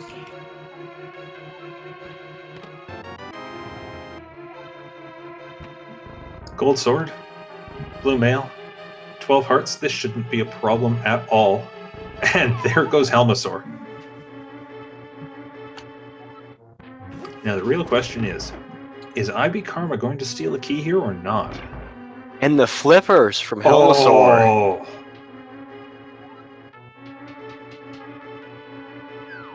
So I imagine we're going to... Well, he doesn't have Swamp Palace small key, so... Not yet. Go in there. But if we see him go up to Turtle Rock and grab that key, he's going to put him in quite a lead here.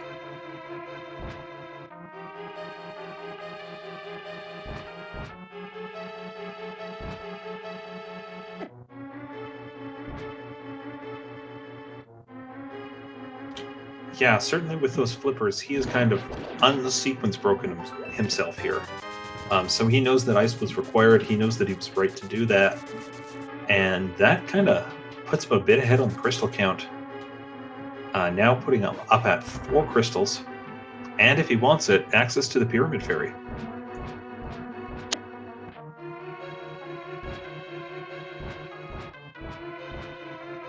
Meanwhile, IB Karma looks like took a death in the laser room in Turtle Rock, not where you want to have that happen. And Gonzspor left the dungeon entirely.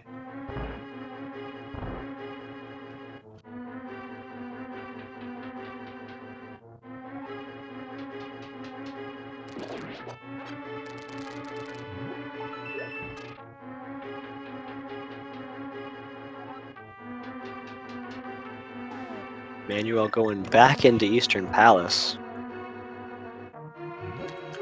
Yeah, unfortunately, I think he's cleared out everything he can here, and he doesn't have the big key, so that bow won't be of any help to him.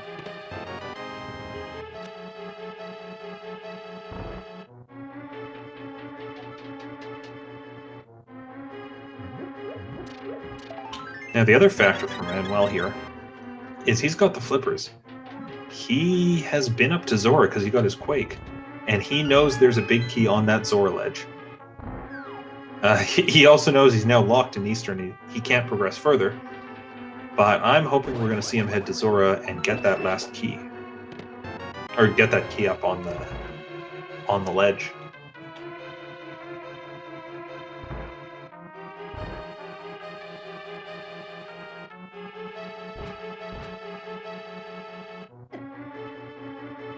It looks like he's first gonna get his item from Sarashula. And he's gonna be disappointed to find $50. $50 for killing a thief who disguised themselves? Not sure that was worth it. IB Karma having a bit of trouble in the Mimic Room. What many players do here is they grab the rail while they're standing still, and then you can manipulate the mimics all around while staying still yourself. And he's rewarded with a small shield. This shield brought to you by Fisher-Price.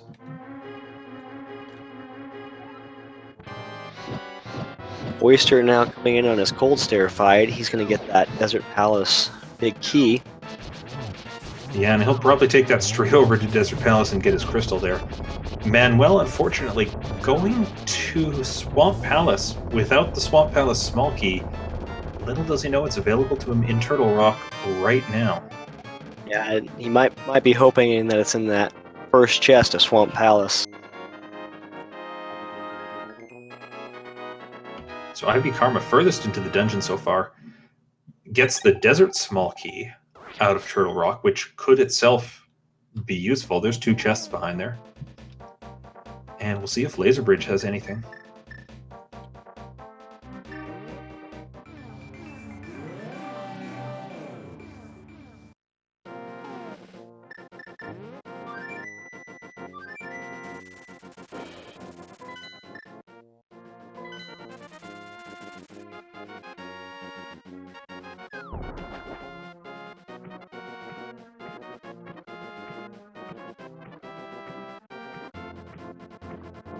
And I didn't see what was in that chest that Manuel opened, but it was not a small key.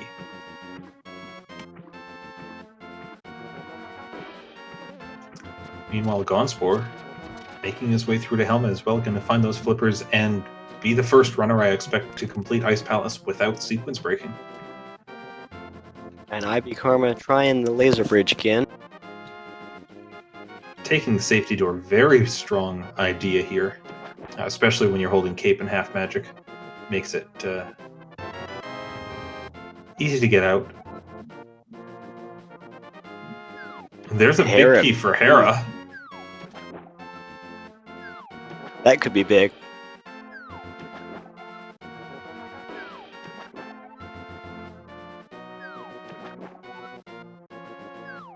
Oyster having a bit of trouble pulling off the fake flippers. There it goes. You need to be about 2 pixels lower than the top spot, counterintuitively, and then you're able to jump off of there.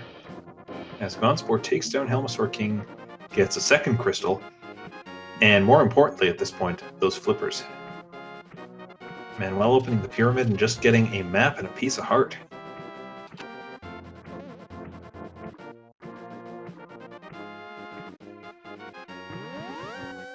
And it looks like IB Karma is going to be heading up to Tower of Hera. Make use of that big key he just found.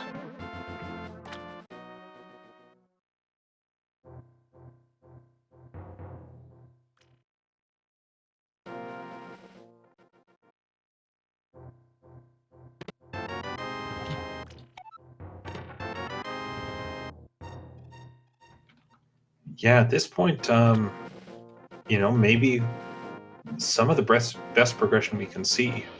But Manuel's also heading up Death Mountain. Still not ducking into Spectacle Rock Cave to get that red mail. I'm hoping Manuel's going to head into Turtle Rock, get that swamp key, and then use that to go into Swamp and full clear that. Yeah, and the seed, speed-wise, has not been very nice to the runners in the form of not giving them the boots yet. I know a lot of runners are really happy to have those boots as early as possible because it just speeds things up in general.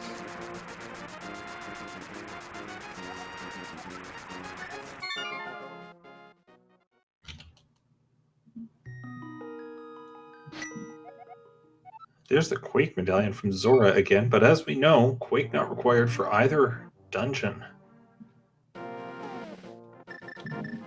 Blue Cane up in Tower of Hera, but that's not too useful. And it's worth pointing out that in IB Karma's case, if he finds progression up here, it's technically a sequence break. Logic says, for you to pull anything off Laser Bridge, I want to make sure you have at least 3 keys available to you. And all these runners, of course, only having 2 at the moment. But based on what we've seen out of this terrible Tower of Hera, I don't think IB Karma is going to find any progression up here.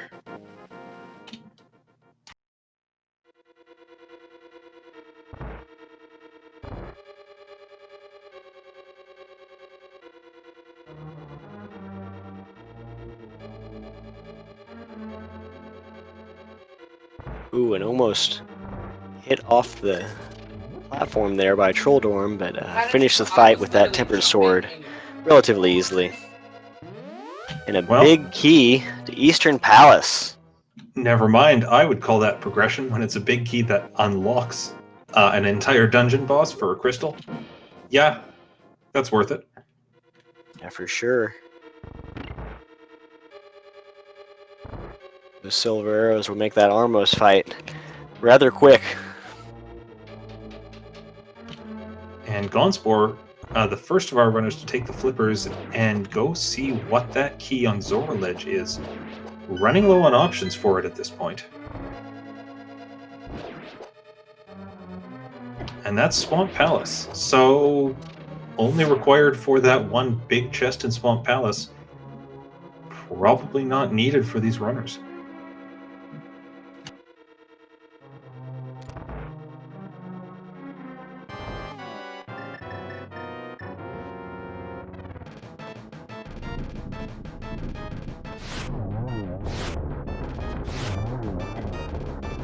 Oyster, of course, made his way through the back of Desert Palace now, and with that big key, he's going to try to take on Lanmo. 3 silver arrows, 1 to each Lanmo. There we go. And that brings his crystal count up to 2 as well. You know, we're an hour and 41 minutes into this race. I look at the runners' crystal counts and I go, this is just brutal, the paces they've been put through. Manuel has the most crystals, and he's only got 3. Gonzspor only has 2. Oyster now has 2, and IB Karma still sitting at 1, but not for lack of trying.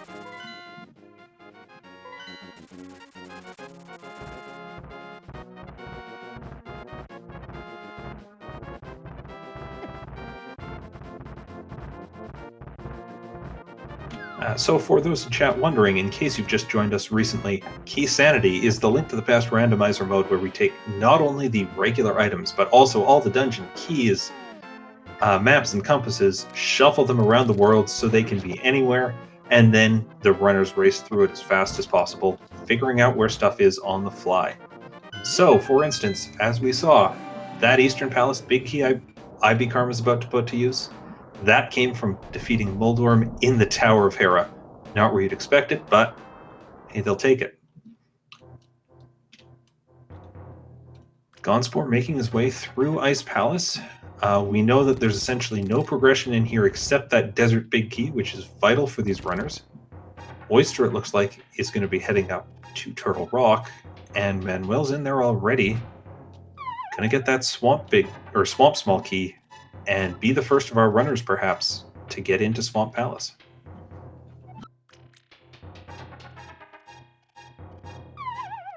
IB Karma very easily taking on that Armos fight with silver arrows. Sorry, I blinked and I missed that fight.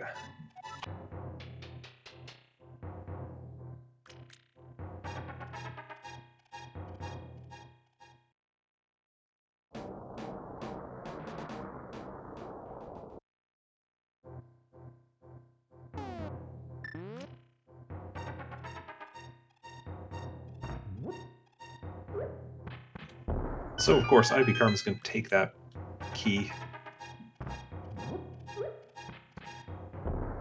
Or, I'm sorry, IB Karma wasn't in Ice Palace. Was he? No, he was in Eastern. Yeah, he just finished up the Armos fight. Now, I don't think he's picked up... Okay, he's headed back into Desert. I was going to say, I don't think he's picked up the Meyer Big Key since then. And because he hasn't been to Ice Palace, he does not have that Desert Palace Big Key, so he will not be able to finish Desert Palace here. Right, it's that Desert Palace Small Key.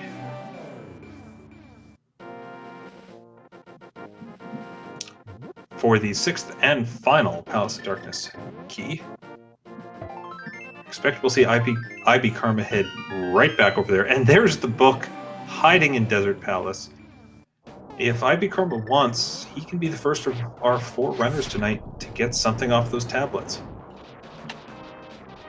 And more importantly, I think for the chat is check the pedestal. Although I don't think there's too much left that could be on there.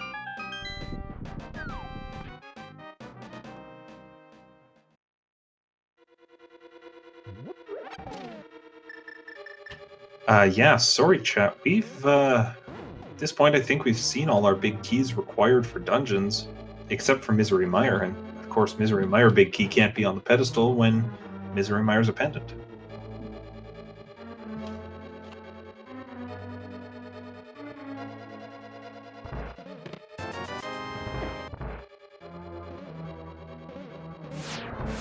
So I know you're for the runners here, but for the chat, what do you think could be the worst possible thing this seed could have left in store for him?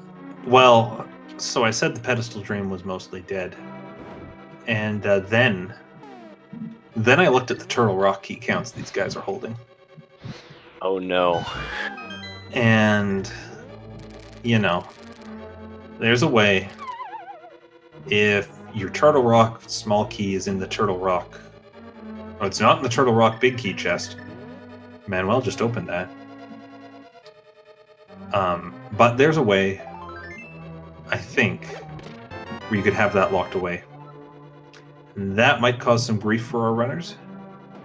But at this point, you know, anyone, I think, who committed to stealing that key and sticks with that plan, they'll be fine. It's the runners who didn't steal that key, like Manuel, that could be troubled. But I'm for the runners. I don't want to see that happen. I want to see something nice and unimportant on the pedestal, and I want IB Karma to show me something like an arrow upgrade that we don't worry about right now.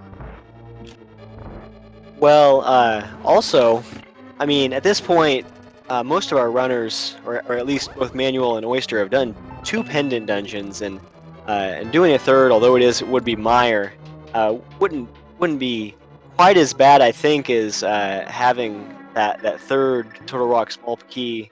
Oh, never mind. That's I apologize. What I was about to say was impossible. Not to worry. Good news for the runners.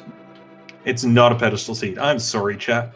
Unless one of these runners really wants to carry a couple more bombs, no pedestal pulls tonight.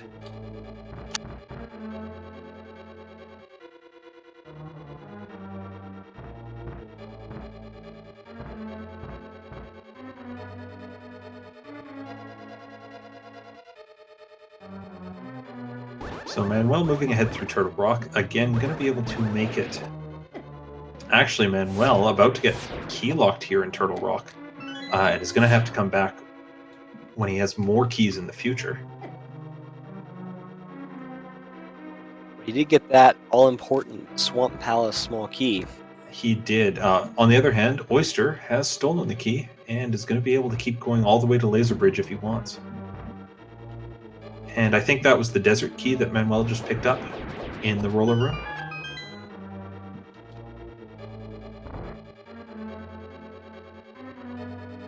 Gonzspor getting his Desert Palace big key. I think he's the only one to not get his sequence broken. Well, IB Karma now has 6 small keys and is headed into pod and hasn't been through Ice Palace yet.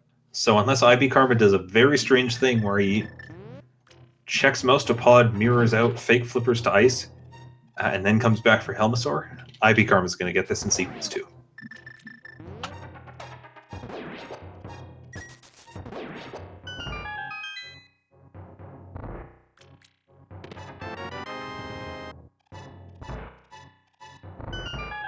And Manuel heading into Desert with that small key, but Manuel, I think you've got the most progression seen here. And based on everything I've seen, I think he's got the only play, or the next big play to make, which is Swamp Palace.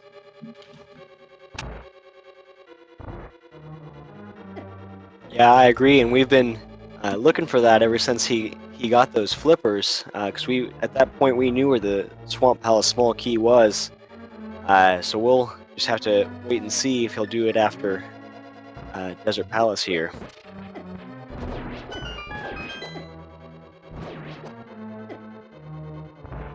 And Manuel will find his book.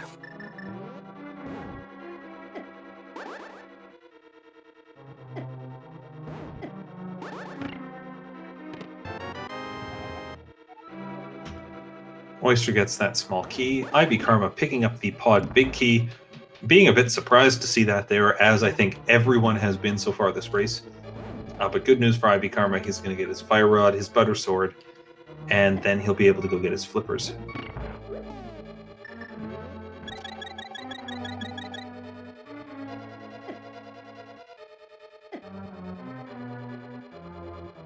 And Manuel is making the play into Swamp Palace, it looks like. Unless... Oh, he might be going to Bombos first. No, he's just looping around.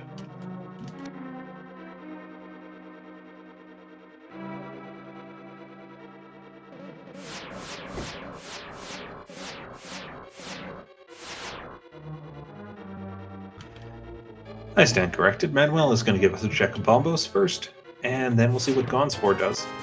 Worth noting, IB Karma took that book up to the Ether Tablet and gained a heart container for his troubles.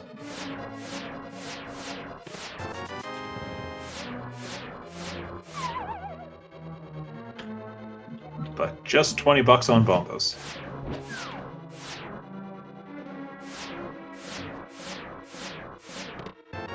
And we do see Gonzspor also making the play on Swamp Palace here. He does have the small key, the big key, and the flippers, so... That's right, and where did that big key come from? Because Manuel's missing it. In fact, Gonzspor's the only runner who's carrying it. Did that come from... Where is Gonzspor gone that no one else has? That would be the Zora ledge, now that I think about it. Oh yeah, that's right, that's right. So I expect we'll see some progression here in Swamp Palace.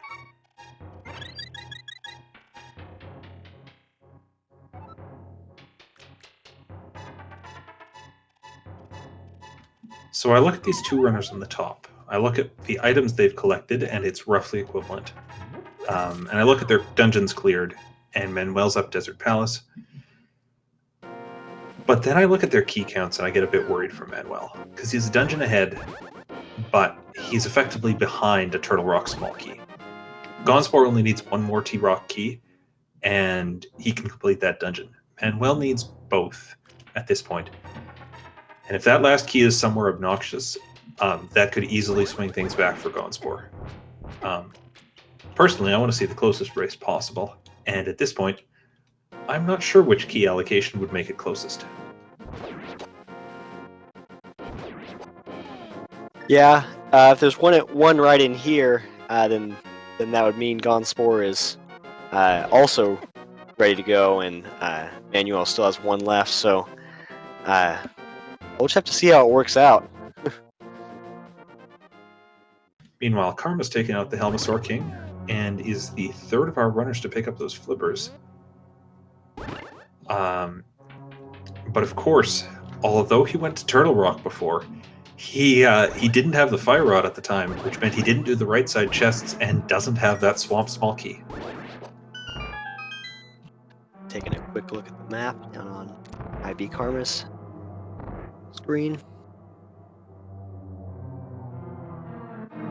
And one thing while watching these that can be easy to forget is now our trackers will put up whenever we know what everything is, they'll put it up, but the runners won't necessarily know what everything is, or for the most part, won't know what everything is as soon as we do. So that can sometimes affect plays and make them do things that seem weird at the time, but then you realize, oh, they don't know that it's not a crystal. Now, here's a big thing. In the big chest of Swamp, Gonzspor just pulled out the boots. Now that big chest was opened by the big key on Zora Ledge that Gonzspor went back for and Manuel didn't. There's a key in Desert Palace on the torch. It's a small key. We don't know what it's for. And if that's important, Gonzspor just took a huge lead in this race. Yeah, and this is multiple times throughout this race we've seen Manuel take gambles and skip things. He skipped the red mail, he skipped the map, and now he skipped the Swamp Small Key, or excuse me, Swamp Big Key. So I mean, so far his gambles haven't worked out too well, but I mean, it's kind of the game you have to play in Keysanity.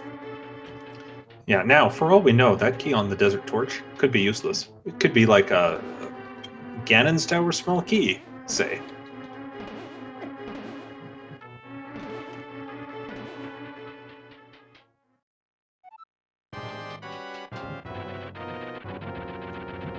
And with an epic crescendo of music, Oyster enters the Moldworm fight, going to be the second runner to take out that boss and get the crystal from Tower of Hera.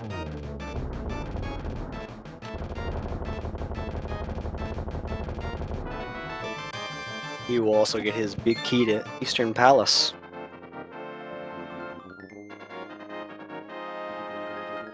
IB Karma coming in on the Mothula fight.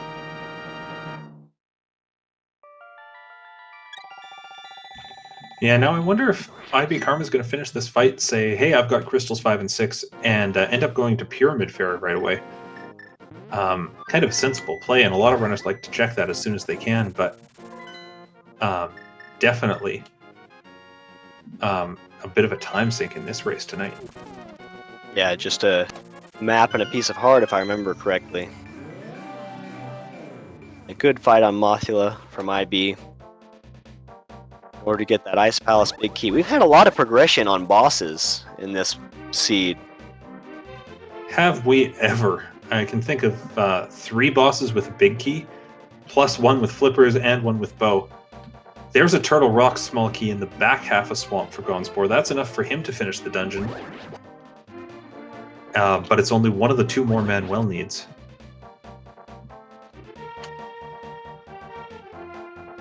Oh, and there's the second.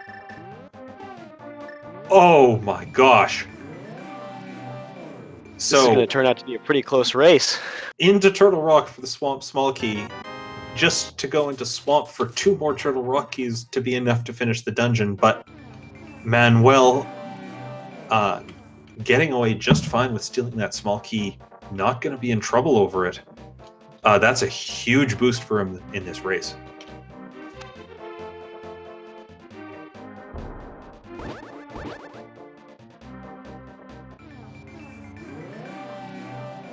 And Argus shouldn't be too much of a problem with Butter Sword. Just takes 1 hit on each of those balls. So, with those 2 final T rock keys, we have entered what we like to call no mode. That's not NO mode, that's KNOW mode. Because between all these runners, we know what's required for beating Ganon's Tower and completing the game. Yeah, that's right.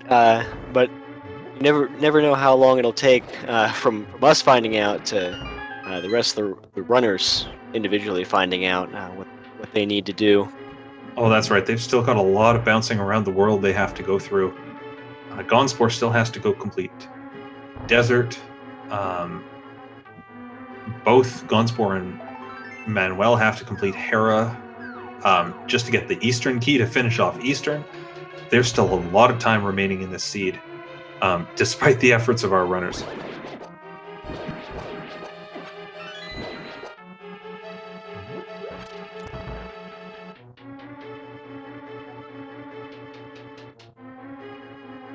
And Manuel awarded $20 for that fantastic fight on Argus.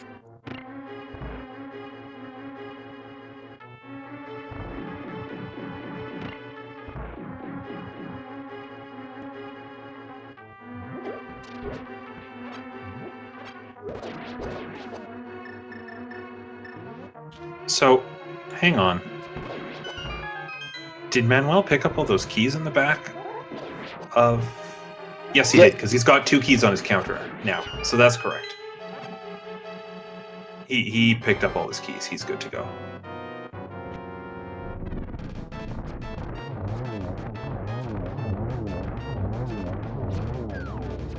Gonzspor, meanwhile, knocking that key off the torch, finding out it's for Ice Palace, which is completely useless at this point, as all 4 of our runners have, 3 of our 4 runners, sorry, have cleared it out.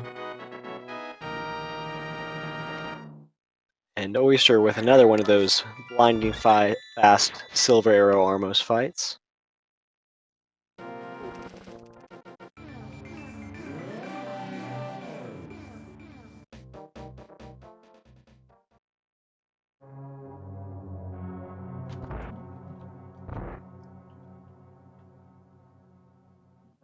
So at this point, our runners, I believe, on the top half of this race, need to go back into Zero Rock, clear it out, and that's where they'll find the Hera Big Key. Then they can use that Hera Big Key to clear Tower of Hera, go to Eastern Palace, finish that up, and that'll be 7 crystals. Yeah, that is exactly right, and it's turning out to be quite a race on both for both matches here. And we kind of saw this coming from the beginning, as in the first round, both Gonzspor and Manuel finished within 30 seconds of each other. We mentioned that at the beginning, but for any of you who's just joining us, and it's been about as close as we could expect based on that. That's right. Of course, in the first race, they weren't on the same seed, but it still means something. Absolutely. Meanwhile, on the bottom half for these runners to finish up, IB Karma's going to have to clear out Ice here to get the Desert Key. And then clear Desert. Meanwhile, Oyster is going to have to find that final pod small key to be able to fight Helmasaur. And that'll give him the flippers that he needs to get into Swamp. Swamp, of course, blocking access to the rest of TR. So every runner left in this seed having a different set of work to do, the closest 2 being Gonzspor and Manuel.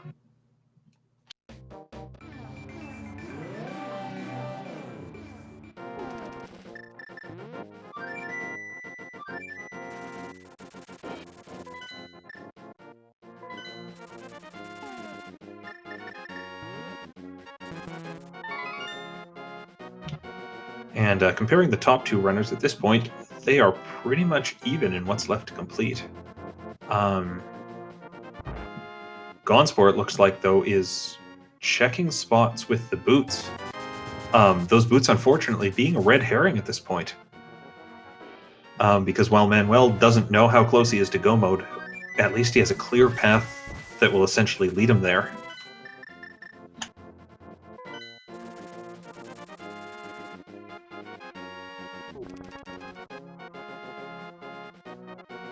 And it's very interesting how sometimes you can get an item that seems helpful, but it'll actually lead you astray to check some chests that you need that item to check, but aren't really useful. So, yeah, that exactly as you said, that's what we're seeing here with Gonzspor.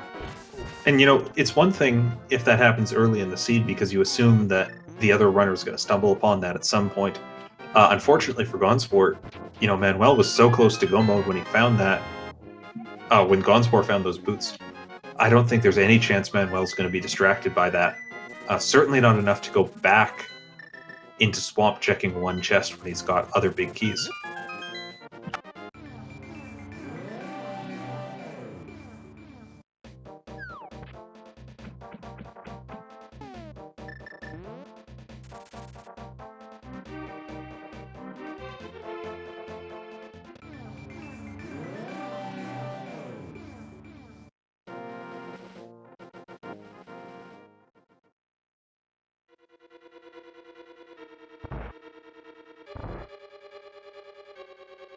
So Oyster using that Desert Palace small key to unlock the right side. Again, on the topic of red herrings, when he gets the book out of here, he's going to be led a bit astray.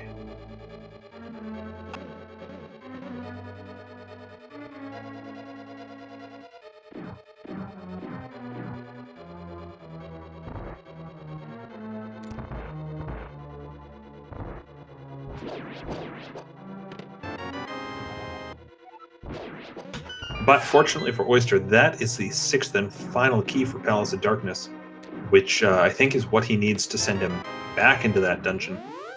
Get his flippers that'll let him into Swamp and really start moving towards the end of the seed. Meanwhile, IB Karma, of course, still looking for that Desert Big Key, as well as 2 Turtle Rock keys. IB Karma has to clear out all of Ice Palace and make sure he doesn't miss anything. Yeah, although it happens most of the time in Keysanity, a full clear of Ice Palace is never too much fun. You get faster at it as you go, but it never gets fast. Yeah, I mean this room, as an example, I don't know how many times I slide around on that, just trying to get into that stairwell. You know what makes it easy? The boots. You know what these runners don't have? The boots. Yeah, you said it. Alright, so Manuel going to take on this Trinex fight with the Butter Sword. This isn't going to be difficult at all. Unfortunately, he doesn't manage to pause before he beats that Firehead up, so the Ice Head gets a blast off. But with Manuel's 12 hearts remaining in Blue Mail, the rest of the fight shouldn't be a problem for him.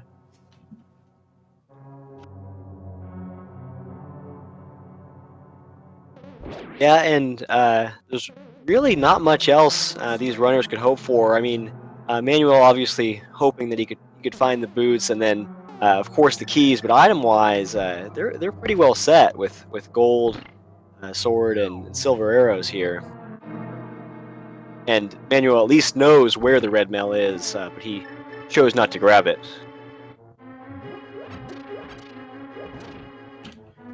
That's right, and now that he's got the Tower of Hera Big Key, I think his next play is fairly obvious to him. He's certainly heading in that direction. And if he keeps up with this, he's going to be in go mode kind of by surprise, not realizing just how much the keys lead to each other.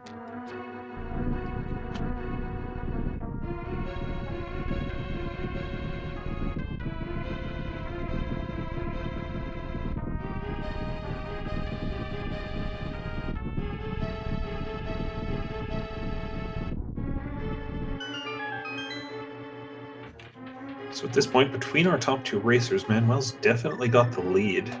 Hopefully, you know, that lack of red mail doesn't slow him down too much. Between the bottom 2 racers, I'm really having a hard time guessing.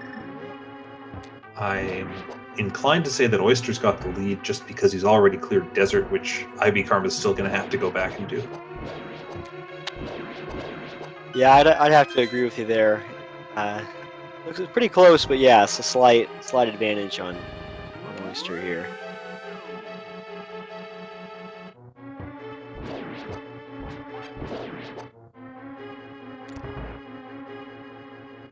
Yeah, and Chet making a good point. Although not too much, the boots will speed up Gonzspor a little bit versus Manuel. Gonzspor has to be very careful here. He's down to 2 hearts. He might have a fairy in a bottle, but one more hit is going to do him in.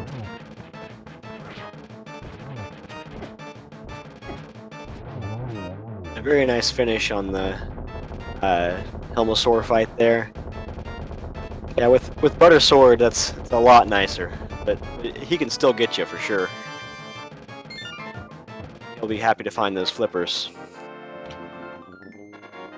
Okay, Gonzspor has a fairy, so that is not a disastrous fall he takes.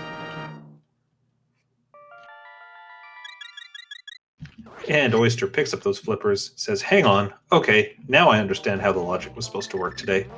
Boy, that's weird. And he'll be able to mirror out and head into Swamp Palace. But all eyes are on Manuel. It's 2 hours, 8 minutes, and about 45 seconds into this race. He got that Eastern Key and he entered go mode.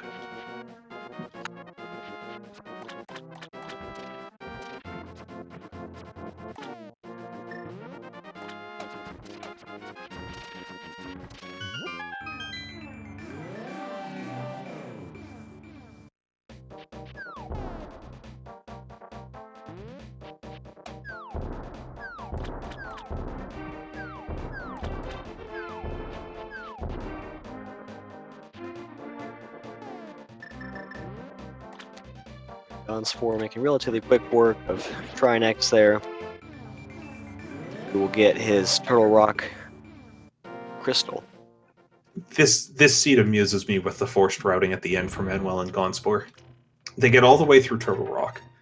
Then they get to go into Hera, which they mirror to from, just outside Ganon's tower. And normally in that case, you love to just walk into Ganon's tower because you have your 6 crystals. But no, in this case, you just got your key for your last crystal and you have to leave the mountain. Yeah, this seed definitely hasn't been too nice to the runners today. Now, if they do this right, they can just leave that portal open at the base of the Tower of Hera, clear out Eastern, flute back up there, and it's the long way around, but you have to take that route anyways. They can just walk straight into the portal, and they're in front of Ganon's tower.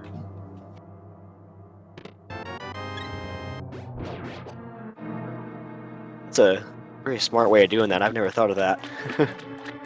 It's not one that comes up very often.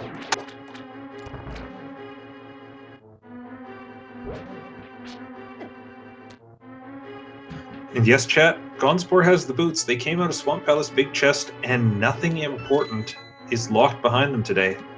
So Manuel is not going to have a need for them.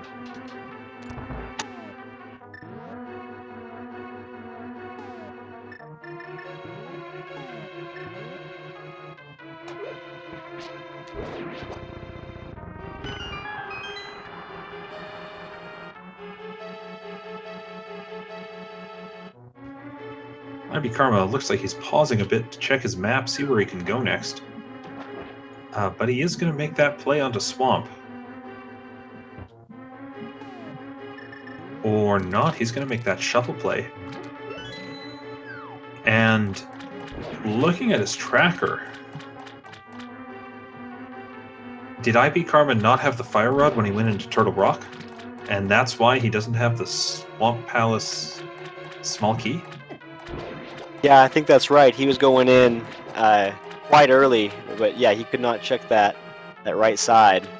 Oh, so he's going to be set back a fair amount, having to go up the mountain and back down. Whereas Oyster's going to run through Swamp here, get his last 2 Turtle Rock keys. As long as he stops to open chests, he's going to get his last Turtle Rock key. And he'll be in go mode.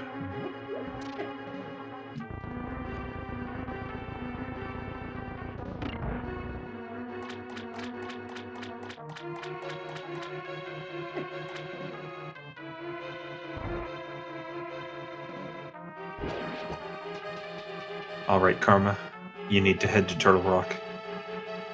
Flute to 1. You can do it.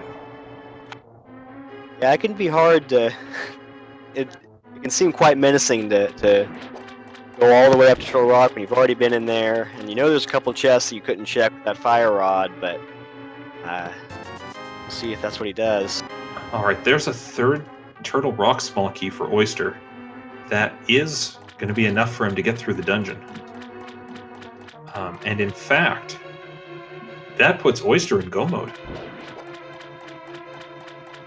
Yes, it does. So I think it's safe to say he definitely has a lead on IB Karma,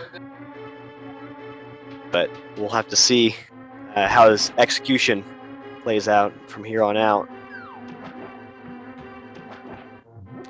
Yeah, with 14 hearts, red mail, butter sword, and silvers, I expect he'll be able to maintain this lead, but IB Karma's going in the right direction. He is headed up to Turtle Rock again.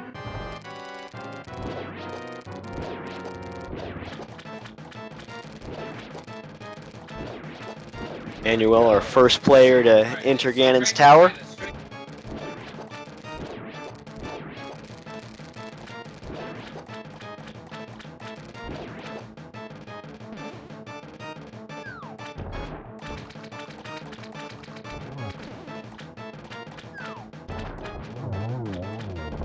And, as always when you're carrying the gold sword, a very quick and clean Argus fight from Oyster.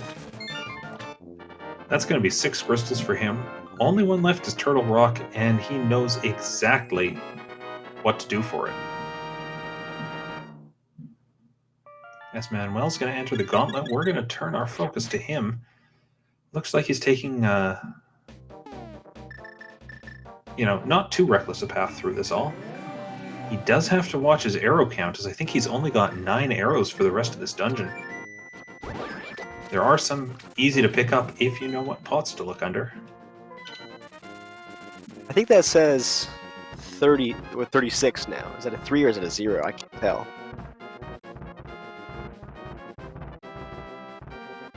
My mistake, that's definitely a 3 and not a 0. Manuel has plenty of arrows for completing the seed as long as he doesn't decide to start firing them into a wall with reckless abandon.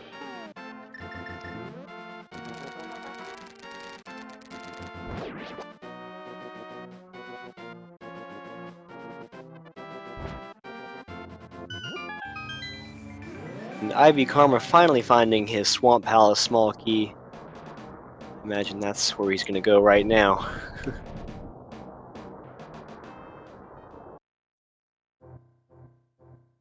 That's right, an unfortunate triple dip he ends up doing of Turtle Rock. Still a forced double dip for everyone else, which is no fun.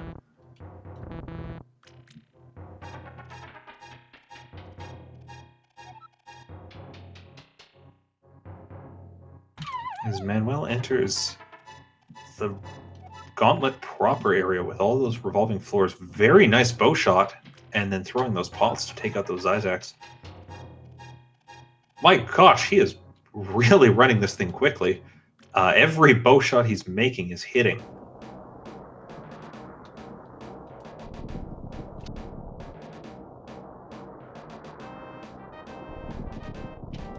But backed into a corner a bit in that big ice room. He'll get through that. Running a bit low on health, and we'll get to see if that, well, I guess he does have powder, so he'll get to heal himself, but we may see that choice not to take the red mail come into effect. Yeah, I can't recall at this point if he's holding on to any potions. I think he used a fairy earlier. But, Cape and Half Magic gets you through that second phase of the Ganon fight with plenty of magic to spare for phase 3. So as long as he approaches it sensibly and doesn't rush himself too much, he should be able to take this out.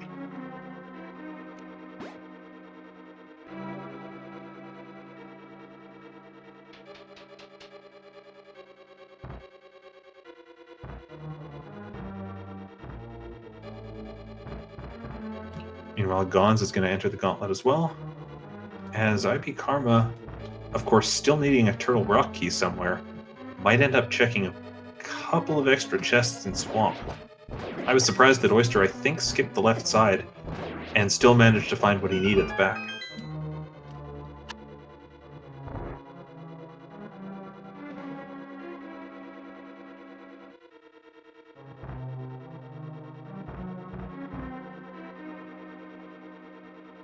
Manuel getting very close to that Oldorm 2 fight.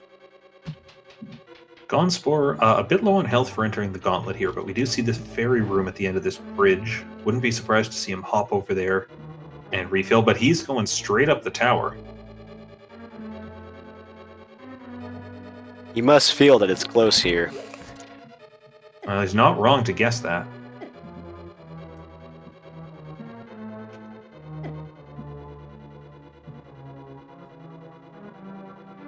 Manuel finding a Misery Mire small key. I'm not sure why he's checking chests at this point. He's got the keys he needs to finish off this dungeon, and nothing else in the world that he finds is going to give him a boost. I'm starting to wonder if he knows he missed that red mail, as Gonzspor is down to a single heart. This could get dicey. Oh, and Gonzspor taking the death beat. He does have the fairy. That's what fairies are for.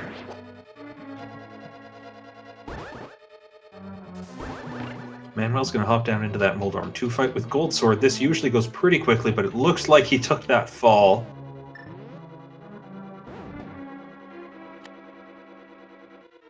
That will lose a little bit of time, but not enough time for Gonzspor to catch up quite yet. No, I don't think that'll make the difference, as Gonzspor gets through that Lamo 2 fight very quickly. Manuel, I think, has taken down Moldorm 2. And we'll see if he checks this last chest. And he does get the validation 20 rupees. Well, that's 20 rupees, but it is not, unfortunately, a mail upgrade.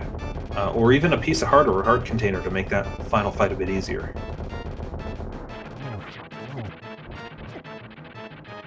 I think the only thing at this point that could really tie this back up is a fall on Ganon, of course, or maybe even a death would bring this back together. Yeah, at this point, this is Manuel's race to lose.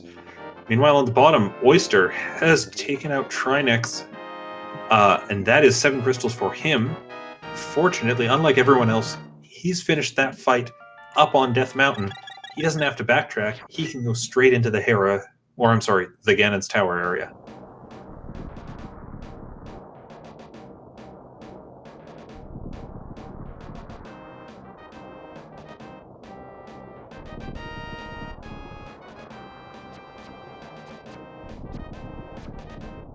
Very clean Aga 2 fight by Manuel. And Gonzspor, I think, did gain some time in the gauntlet, but at this point it doesn't look like it will be enough. We'll have to see how that Ganon fight goes. Yeah, this would be the point where that choice to not take that red mail by Manuel could have effect. If he dies here, I mean that would be the difference. Manuel, you've got half magic, you've got cape. Let's go for it. And Ganon raises a great question. If we're not meant to have midnight snacks, why is there a light in the refrigerator? I could do with some food right now.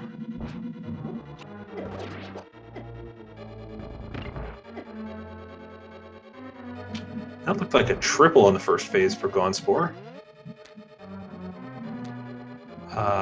Manuel taking a few hits at the start of this Ganon fight, in a bit of danger here as that fire bat swirls around. Another triple by Gonzspor. Very nice fight by Gonzspor on Aga 2.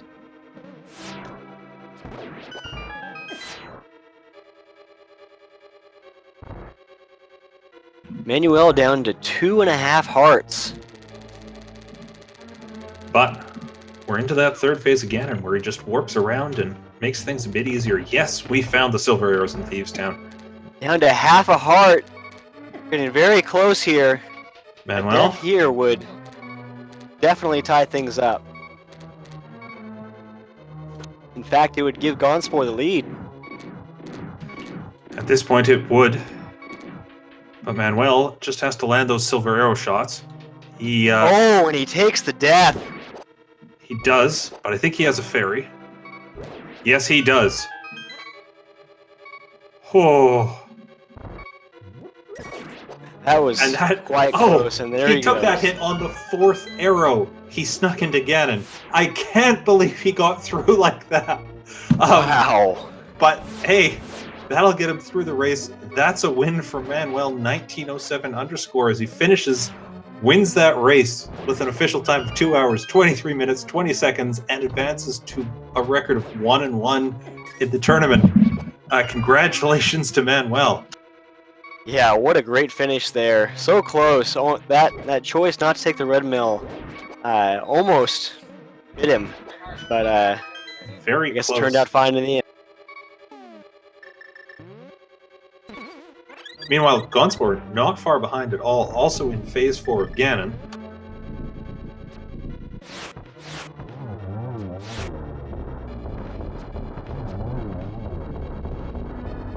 Gonzspor with a very clean Ganon fight.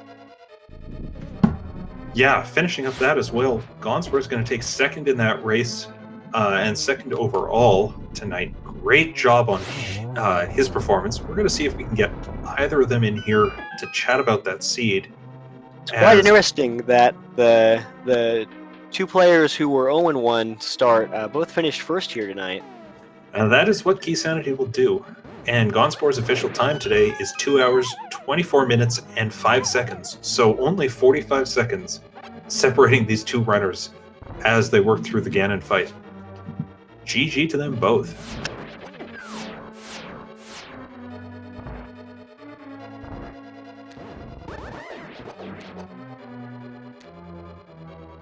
Meanwhile, Oyster through the gauntlet already, heading into the upper parts of Ganon's tower as IB Karma just runs that path back through T-Rock.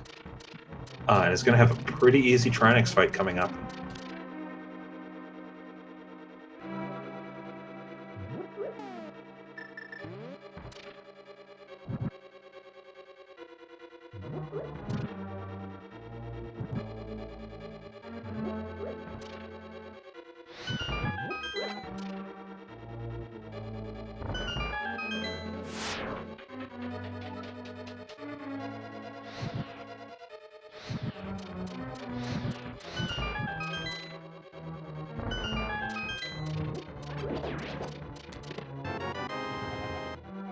As Oyster finds that small key to Misery Mire, I think in his position, he doesn't need more keys. He'll be looking for a bit more health.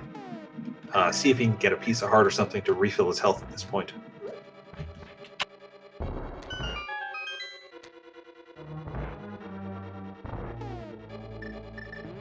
And we're just going to see about getting these runners into for an interview.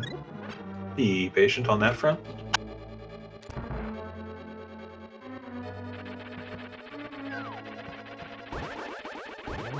And IB Karma finishing up that Trinex fight. Sending sword beams flying everywhere as Oyster takes out Boldorm and looks to have this race in hand, as he's going to be able to advance straight to the Ega 2 fight, not wasting any time because he knows his race is still running.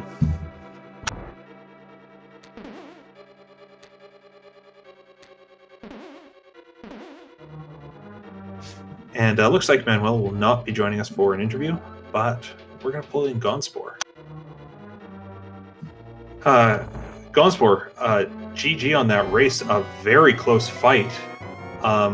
What are your thoughts overall on that?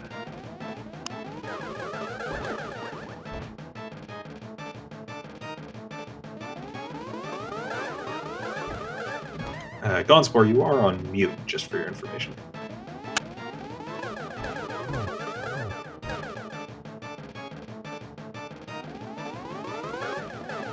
While we're waiting on that, we do see IB Karma entering Ganon's tower. He's our last runner to do so.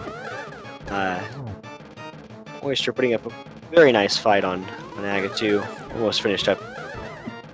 Ooh, takes a couple hits there, but still has this fight in control, I think. A little bit of a commentator's curse there. Ooh, that one's on you, Bluecoats.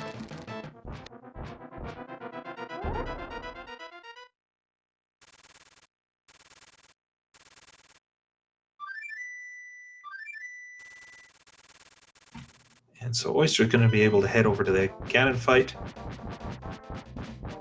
As we see on the pedestal, yes, just an arrow upgrade today.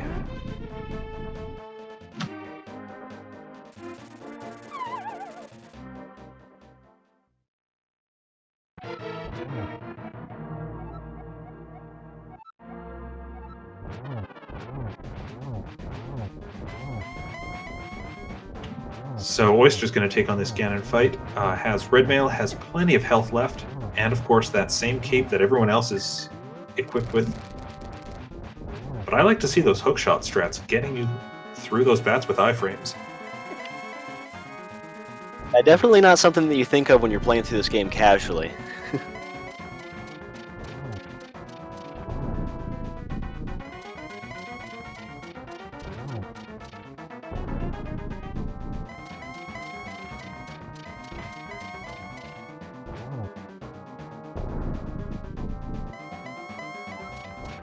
So the funny thing about those silvers being in Thieves Town, of course, is we saw the silvers get picked up very early in the seed when everyone did their first dip into Thieves. And then it wasn't until people came back with the big key that they could take out Blind and get the bow. Yeah, this seed has been so interesting. It's almost like it was designed by a human. It wasn't randomized. I don't know. That was still pretty random all around. as Oyster finishes up that Ganon fight, heads through the door, wins his race with an official time of 2 hours, 29 minutes, 39 seconds. So only about 5.5 minutes behind these other two runners. Yeah, the quality of this seed just shows how well this randomizer has been developed by all our great people we have on staff here. There they are on the credits. Say hi to all the developers. And we're having a bit of trouble getting Gonzspor's mic to work, but we are going to bring Oyster in for a quick chat about this. So, Oyster, you just won that race. Congratulations. I will accept it, though I don't feel I deserve it. Well, a win is a win. What in particular frustrated you about your performance here, if I'm reading you correctly?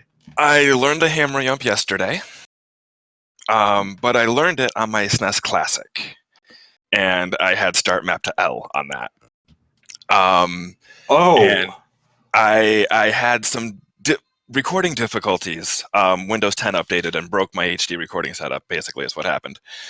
So I'm playing on my SNES right now with SD to SNES, where start is mapped to start. It's a lot harder, I found. Yeah, I can see how that would throw all your buffering techniques out the window. Indeed. As well as just kind of maybe mess with your menuing a bit throughout the race. Yesterday was the first time I ever played with start map to L, so that wasn't a big deal. It was just trying to get the buffering down, which you probably saw if you were watching me fail the hammer jump multiple times. Yeah, that was a thing. And then I was just kicking myself because I could have finished pod so much earlier had I gotten the hammer jump. Yeah, pod was a treasure trove of value in ways that we rarely see in Randomizer. Certainly not to this extent. I mean, having flute is one thing. Having flute and the big key and the butter sword and the fire rod is on a different level. You were pretty late when you found that compared to the other runners. What went through your mind when that happened? I wasn't too concerned about the flute. That got me to Mire, that got me to desert. Last race, I stole a key in desert to go right side, and I didn't do that this time, and of course went up without the big key because I wasn't thinking. And then I was kicking myself because, I should have stolen that key off the second floor. That would have helped a lot too. But there's no way to know that. Flute didn't bother me because saving quitting was enough. Until then, mirror, I was mad at that sick kid. Wow. Yeah, we noticed. Burned by the sick kid, so I had to burn him back. But yeah, that was fun.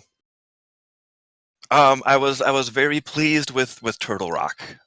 Skipping that center chest, I was so scared that had the flippers, but that proved to be good. And fake flippering into Ice Palace, I thought was a very good move as well. Yeah, that was something that I believe both you and Manuel did. That often is risky, but kind of ended up just nicely sorting out the order you did everything in. Yeah, because those were some late flippers for everyone. I'm glad. It was. I have a habit of having a little too much fun, I guess, with the medallions and with bombs, and I tried to keep that to a minimum. Obviously, had my moments with the sick kid, but when I found the flippers, I almost burned a whole magic bar. Well, fortunately, you kept going. Yes. I'm looking at your item tracker here.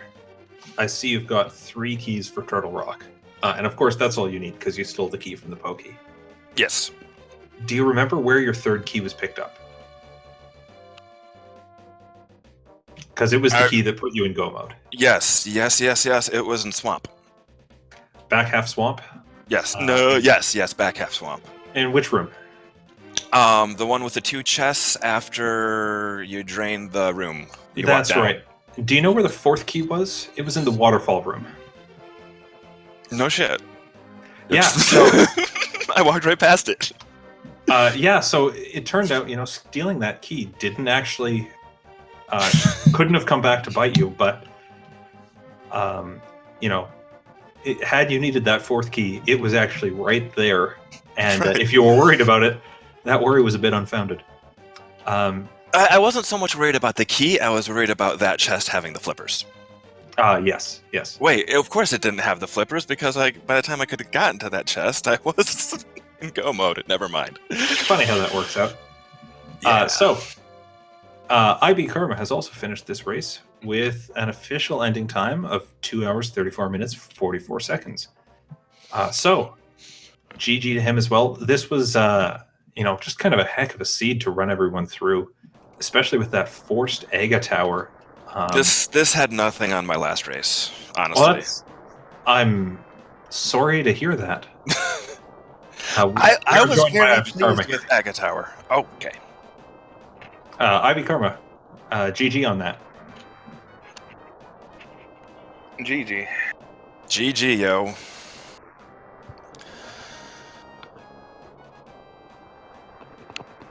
So I think both of you took the dive into Aga Tower before you had the Moon Pearl.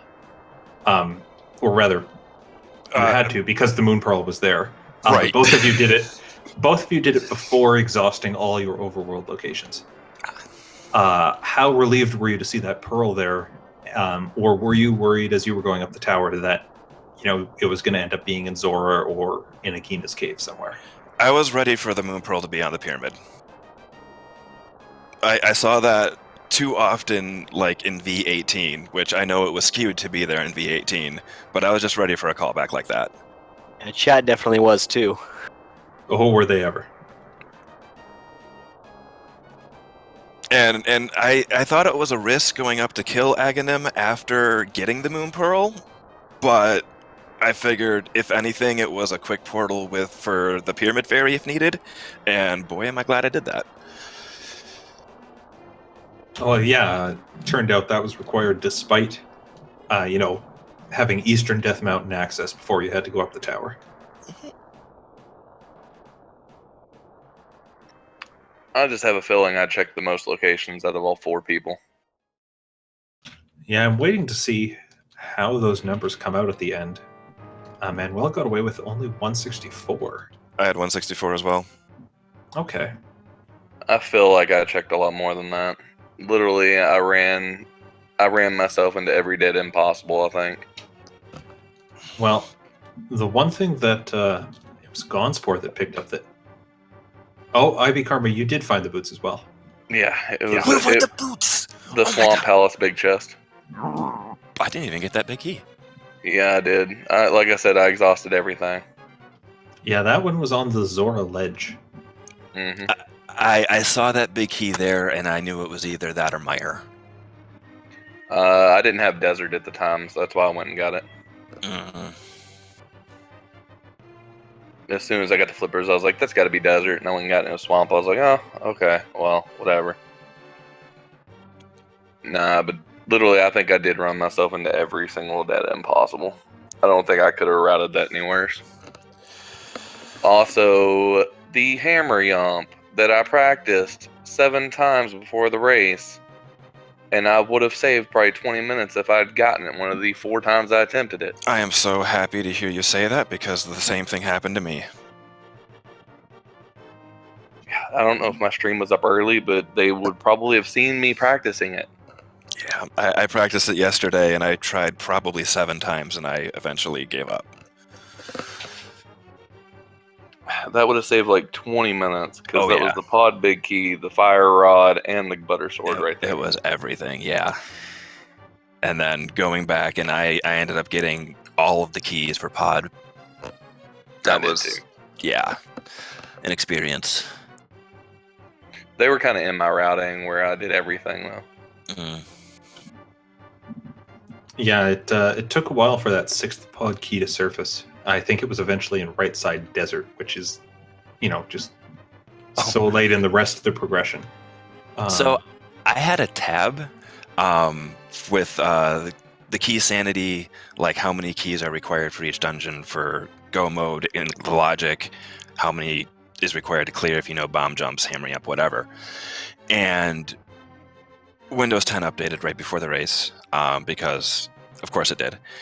And I lost that tab.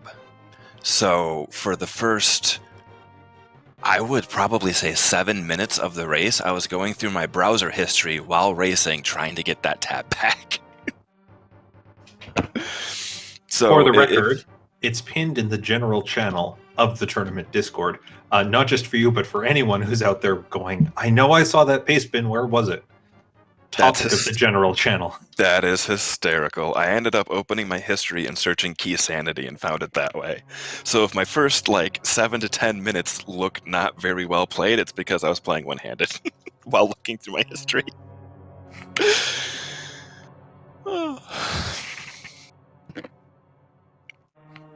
Topic of the general channel. Okay. I will say I felt like execution was snazzy. I didn't feel bad there. Besides the one accidental death, and right before I died, I realized I had a fairy and went, oh crap, and tried to get out of getting killed. Hey, I did that too. I tried to death warp when I had a fairy. That worked well. Yeah, one of you tried that in Thievestown, and it didn't quite go the way you were expecting. That was me. I did too. Oh, that's awesome! Yeah, what was even funnier is if they were watching, I got down to the last hit, and then I started sword slashing because I remembered I had a fairy. But I still got hit by one of the two guys that were around me. Jeez. Hey, I only got Pegasus boots at 2 hours, 16 minutes. I didn't get them at all. And Gonzspor's in chat saying, I tried that death warp early too, so it goes. Indeed. I'm just waiting to see this number. I want to see if I actually did more than 164. I felt like I did.